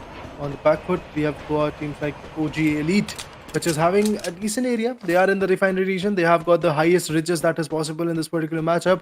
And along with those high ridges, they are easily going to get a lot of insight of where the enemy might be coming up. Bhagwan is actually on the back foot, but he has got the grappling hook gun, I believe, which will help him a lot in terms of his inclination towards the particular area. But now he's actually opening up a gate where the loots are actually going to go on. And look at that. A lot of loots, to be precise, is actually here in this caravan. Of course, a lot of loot can be seen around these regions, and I don't think this will work out a lot. You should, have those loot at those early phases and get inside the zone as fast as possible, because whenever we talk about those early rotation, this always give you upper hand, this always give you a momentum to chase on with. But right now, as we can see, 7 to 6 teams are surviving right now, right here. 27 players are alive, and there's a fluctuation between 27 to 26, and yes, and now it's 25. but I don't think the teams without those man advantage can survive for a longer period of time. If we look at Team WEBROS, or if we look at Team AVR, there are solo players surviving, and finally Team AVR, AV Radicals will get eliminated from here. And now we are almost on top 6 to top 7 teams. 25 players are surviving out. Talking about Team OG, well, they're still holding on. I believe yesterday Team OG Light was totally phenomenal, but today they aren't able to deliver that level of performance. The performance is something which we are witnessing is looking quite decent. DADA Gang, even another beautiful team, is also trying their level best to give the comeback, which is lovely. Although their survival is something which is a little bit more on the shaky corner. You can already see only one player is surviving from the corner, and DEADROW could be the team which is having the 4-man advantage and the 4 finishes as well. Shots are being taken down, but eventually with these shots he's also representing his own position, which might not be that favorable for them. On the back foot, if I talk about Superman, his teammates are actually there. Sujal, Superman, and Arjun are the 3 members which are still surviving. They're repatching their EPs and the health points as well. But when it comes to the higher advantages, I guess Team Delta X is just trying to go with it. They're having the right height advantages, but when you know that you have got the particular gun known as Gatlin, known as grappling hook gun, so I guess you can easily climb to higher areas and have a great inside, and then you can just sort of fall down without having a damage as well. So this helps you a lot in terms of your mobility and your areas from which you can fight back. Of course, this will help you a lot, but right now, we're looking at current condition, Team DX, well, they have got 3 finishes point into their favor. They're almost on top 24 alive players and top 6 to 7 teams. So the momentum, the process from here gonna be very much challenging, gonna be very much crucial. Time went well. He was the solo player standing in the 3rd match, and he played very phenomenally for the team. But right now in this current match, he's having his team, he's having his teammates to move on with. Onto the other end, Foxan has been taken down. Team DRW lagging behind the zone. They need to capture the zone as fast as possible, because taking the damage, I don't think it's that worth it. But DADA Gaming, well, finally they have been eliminated, I think, at those mid phases of the game, and right now we are coming at those top 6 teams, the top 21 players, and DRV Jaguar 9 is trying to apply those first aid, those bandages at the same time, and right now he needs to get inside the zone as fast as possible, because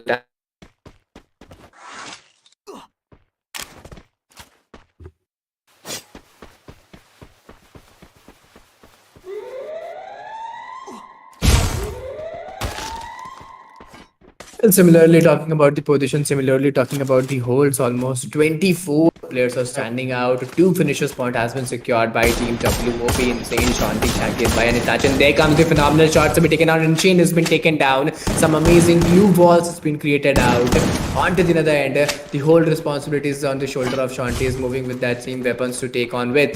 But some amazing throwables have been also used, and there you come, he's finally spotted the enemies, and there comes the glue wall. Onto the other end, some defense cover has been created. It's going for the second one, really able to make that clutch.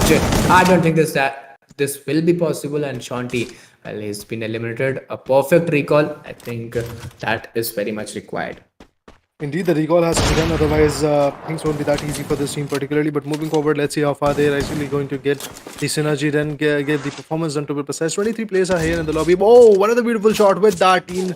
A world of battle is now on the very shaky corner. Itachi also gets taken on with that. Insane becomes the last man standing of his team. He has to bring back his teammates, or it's going to be a very unfaithful match, to be precise, for this particular team. But look at that, he's actually having a decent advantage of loots and stuff like that, and he has got the M10 in his bag. He has got the gun, which is actually going to be a marksman rifle as well. So he's got a decent amount of guns in his favor, but now he has to find a way from which he can fight back. Mafia Bala and his teammates are also getting pressured. Look at that, we have got Mafia Bala, Gujjar, and Delete. They are trying to actually take a tug of war at this point, and eventually Team Mafias are looking quite well. Delete on the other corner also gets taken down. That's a bad one, man. Eventually the shots are coming up quite in a surprising way. But Delete is also back in the game. Ansh is also back in the game. All of them managed to just revive themselves. Now they are going to break the glue walls so that they can rotate a bit farther. And eventually their rotations is one thing which is actually going to be quite chaotic. But look at that, the save zone will finish in just few seconds. Definitely that is again another beautiful question that we want to get an answer for. Of course, that will again become a beautiful question, but there comes the jump shot. He's trying to take some more prey. Team GHTM Delete, the aggressive player, the lone ranger, the one-man army, again trying to get some beautiful knocks, get some beautiful picks for his team. And finally, this team is having 4 finishes point. They're almost on top 16 alive players. And the last match, as I said earlier, this is going to be the most chaotic and the most entertaining one. And the players are delivering that. So, but some glue walls are created down the ground, above the ground, and they are totally helping them for the defense cover. But finally, Ansh has been taken down. Will that revival possible right now, right here? This is going to be very much challenging. Delete is there to give that instant revival out of it. And finally, that has been done. And but I don't think the opponents will allow them for a longer period of time. Well, the survival is actually going to be quite chaotic, to be precise. That is the one thing I'm actually pretty much inclined on. Team Mafia surviving, trying their level best to just go back from the glorious fights. If we talk about Team World of Battle, look at that. Their survival is also pretty much on the bleak corner. They've got the 4 finishes, but eventually they have got the last man standing of the team as well. So that can be quite shaky for the team. Eventually, the survival could be one thing which might actually change a lot of things for the game. So looking forward to see how far this game is actually going to go on, and while taking out the perspective of this particular team. The Mafias once again tries to have a lot of advantage of that grappling hook gun. Mafia Bala all along this way while the rotations were done was taken down. So that's a great loss for the team, to be honest. Of course, to be honest, if I see 13 players are surviving out, 1 finishes point has been secured by this team DRW. Well, if we look at the finishers point, well, 10 finishers point is secured by the Mafia. So yes, I think they'll make a comeback in the last match of the day. Yet they haven't made so far in this particular day. But yes, they're trying for this particular match because they've got 11 finishers point, and if they're able to get those top 3, top 2 position, they'll also get a pretty good place point. So in overall standing, they'll get a decent position to move on with. But right now, 13 players are surviving out, and Team DRW, they haven't got any finishment but lost 1 player, so it's not a good positive start to move on with. Indeed, the picks are still coming up. The fights are looking quite decent at this moment, but let's see how far this whole situation will be getting carried away. At this point, I believe the approach is actually going to be quite lovely. Fights are looking quite amazing, but then slowly but slowly, things are changing. Rapid action is actually what is awaited. So looking forward to that action as well. Looking forward to that perspective. For now, I guess what we can expect from this particular matchup is a right competition, is a right call out of these fights. So yes, we are actually witnessing that. The right competition could be mentioned with their teammates, with their proper coordination, and right now looking at Team Delta X, well, they will be also being eliminated from this part of the game. 13 players are surviving out. If you look at the surviving teams, there are almost 5 teams surviving out. 3v, 2v, 3v. One scenario could be witnessed on the end. Sultan, if I'm not wrong, is also being limited. Delete. This player is totally phenomenal to move on with. Getting those aggressive gameplay onto those right point will always give a lot of confidence, and this team has particularly secures 6 finishers point, top 10 alive players. It's very difficult to make a guess or predict that which team will get that Boya in this last match, and WEBROS within a snap they will also get eliminated. The fact is coming up. Obviously, the eliminations is something I'm actually pretty much keen on watching. And let's see what happens. So if the eliminations will be there or not. That is the biggest question coming up at this moment. So yeah, indeed, I guess the impact is there. The deliverance of these particular fights are also going to be quite amazing. Look at that, the glue also getting shifted. Obviously, the connection is also getting connected. Ah man, at this point, Pahadi very bleak on his survival. But Team World of Battle, I'm actually excited to see how far this team is actually going to go on. The lone man ranger of his team is looking quite amazing in terms of the survival, that is having charge busters in the hands of Asinivos. And we have already seen Asinivos doing a very beautiful job. But look at that, finally Team World of Battle has been eliminated. I believe Team of World of Battle for sure is actually going to be the leaderboard table topper today, because they had, I guess, close to 4 frags, and apart from those frags, what they had was the position points as well. So it seems like that they can easily jump up their position, or they might actually be behind of SES ALFAINK with only 2 or 3 points. So that can actually happen. Only the corner, if we talk about OG Elite, well, the game is done. I failed to see who was the team which was able to get the booyah, but then again, it was quite quick. Well, I believe, if I'm not wrong, that was Team OJ Light. Well, because they were having those man advantages and they got the Puya on the right side, and the last pick was taken from their side as well, if I'm not wrong. But yes, we'll get to know that which team has got that Puya. But beneath those things, guys, if you haven't liked the stream, please go to hit that like button, subscribe the channel, share the stream with your friends, with your mates, as this was the last match of the day. But this is the last match of the day, not the last day of the event, because there are still more 3 days left out of this particular phase, and after that we'll also witness another 3 days of grand final. So yes, a pretty good moment to be chased out. Indeed, the performance which was awaited is now coming up. A beautiful inside is actually there right now, but look at that. We have got another beautiful team having the beautiful booyah that was required to be possessed from the corner.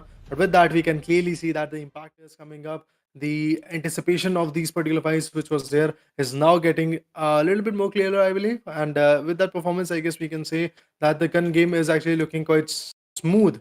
And the performance from these guys are looking quite smooth. Booyah was one thing which was just contemporary. Apart from that, they had to have some good decent points in their favor, and I believe OG Elite was trying their level best to get the Booyah, but although the last man standing, I believe Asinivos was there with the Charge Buster, he was trying his level best to counter back with some good shots, although he failed to do so. But then again, that's how the match actually goes on. Once you try to actually survive, your survival will be there. But if the enemy decides that he's actually going to push you with the full meta, full blow, I guess at that moment survival is actually going to be a little bit more risky, and that's what happened to OG Elite. That's what happened to Asinivos. That's what happened to Team World of Battle as well. Of course, so if we talk about Team World of Battle, Team TWOB, well, they played totally phenomenally in the past two matches, except this one. Well, they were totally good to be move on with. They got a pretty good number of finishes point, as well as they got Right.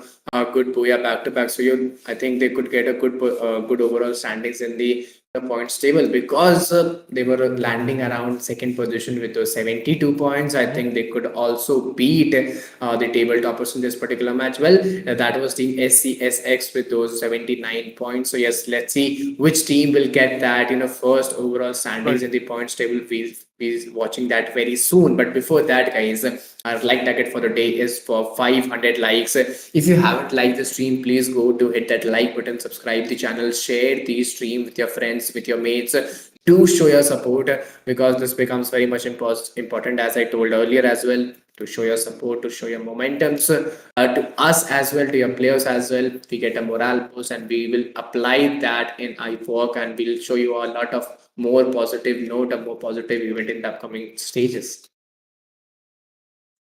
Indeed अगर मैं बात करूँ performance की, everything was on point to be honest, but आज का दिन इसी के साथ एंड होता हुआ दिखेगा. Before that we are actually going to show you the MVP standings, and along with that we will actually show you the overall standings for the day as well. So इन सारी चीज़ों को मिला के हम एक चीज़ को क्लैरिफाई कर ही सकते हैं, दैट इम्पैक्ट बढ़ता जा रहा है, प्रेशर बढ़ता जा रहा है टीम्स के ऊपर.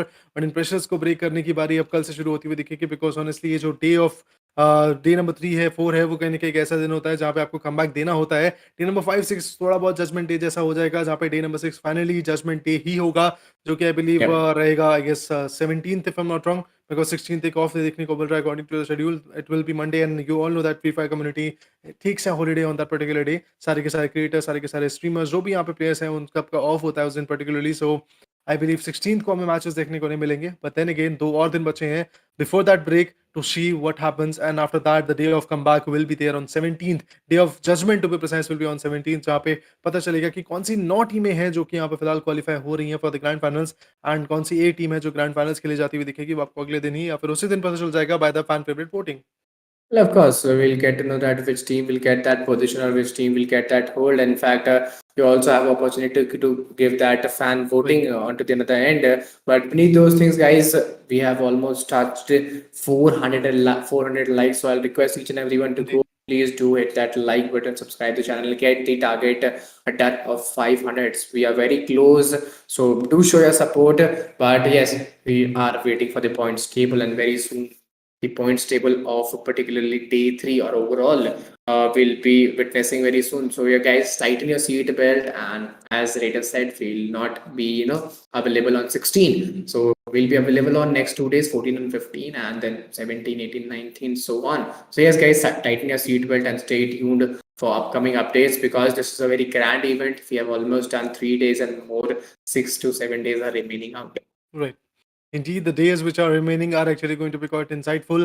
As Eagle said, that only 3 days are actually there more, in which these teams have to show performance. I believe 18 more matches to be precise. After that, we'll get to know what happens in the grand finals, which are the top 9 teams getting qualified for the grand finals, and which are the 9 teams which are going to get disqualified, or should I say eliminated from this particular perspective. The teams which are going to get eliminated, they don't have to be sad. Their fans don't have to be sad, because either you win it or you learn from it. So I believe that learning part is actually going to be a little bit more progressive for those teams to be precise, and the teams which are going to get qualified, well, their job is not going to get easier because the cream of this particular lobby is going to be there, and they are going to face them for next 21 matches. Because in grand finals the meta is a little bit different. 3 days are going to be there. No group shifts are actually going to be there because only 12 teams will be there. Well, 9 from the qualifications of the plains, and 2 from the underdog region, and 1 from the particular perspective of the fan favorite voting. And these 12 teams are not going to get shifted. Every single match will be constituting of these 12 teams, and they are actually going to showcase their talent for 7 matches straight in a single day, and every single match will be absolutely amazing to watch out. Of course, this must be amazing to watch out. But right now, the most amazing thing to be watched out is that overall leaderboard, overall point standings. Right. That which team will get that top two, or which team will get that first position in overall standings. And from my side, if you ask, Raider, I'll go for team TWOB because I believe they played phenomenally and they will be the table topper. There's are chances that team SEX could also, gain that position, but I'll go with TWOB. Guys, you can also make a guess over a chat section that which team will get that first position in overall standings. Raider, I'll ask you that what will be your guess at which team will get the first position in overall standing by the end of day 3? It seems like that Nigma Galaxy is actually going to retain that performance, or maybe, yeah, Nigma Galaxy for me is actually going to be the team which is going to retain it. But let's see. Eventually, when the leaderboard will come in, we'll get a clear insight. But for me, it could be Nigma Galaxy, and the other team which was on top yesterday will be the one retaining, because all of the shits which actually will be there will be coming from another group which was at the bottom of the list. Because you saw SES ALFAINK also Yeah. didn't had a lot of jump in the leaderboard in the previous 2 days. And if we talk about Team World of Battle, another beautiful scoring team for this day, also didn't had a lot of jump. So it seems like that these are the two teams which are easily going to have a jump. Well, I believe Nigma Galaxy and, as you said, Drainix. These are the two teams who are having a great lead in they were almost on the top two. But as I asked that, what will be the overall standings of this particular day? I believe in this particular day, team TWOB and team SESX, they performed totally phenomenally to move on with. They were almost with those 80 points or 85 points in particular single day. So yes, they were having a good lead. If you ask me for this particular day, I'll go with TWOB. And if you ask for the all of the overall day 3, first day, second day, including the first day 1, day 2, day 3. So yeah, we could go with, I think we could go with, I think this could be very much challenging, but yes, we are getting an update that the points table would be shown on our social media and onto the Lidoma India social media, and for all of the matches, Raider. Mm-hmm. Indeed. So that is the update, guys, that we wanted to give you. That the leaderboards are actually going to get updated on the Instagram handles. So make sure to actually follow the Lidoma Asia Instagram page. But for now, we are going to take a short leave. We'll be seeing you tomorrow at the same time, I believe, close to 12:30 p.m. So until then, guys, peace out, and make sure to actually stay tuned for the next upcoming streams as well.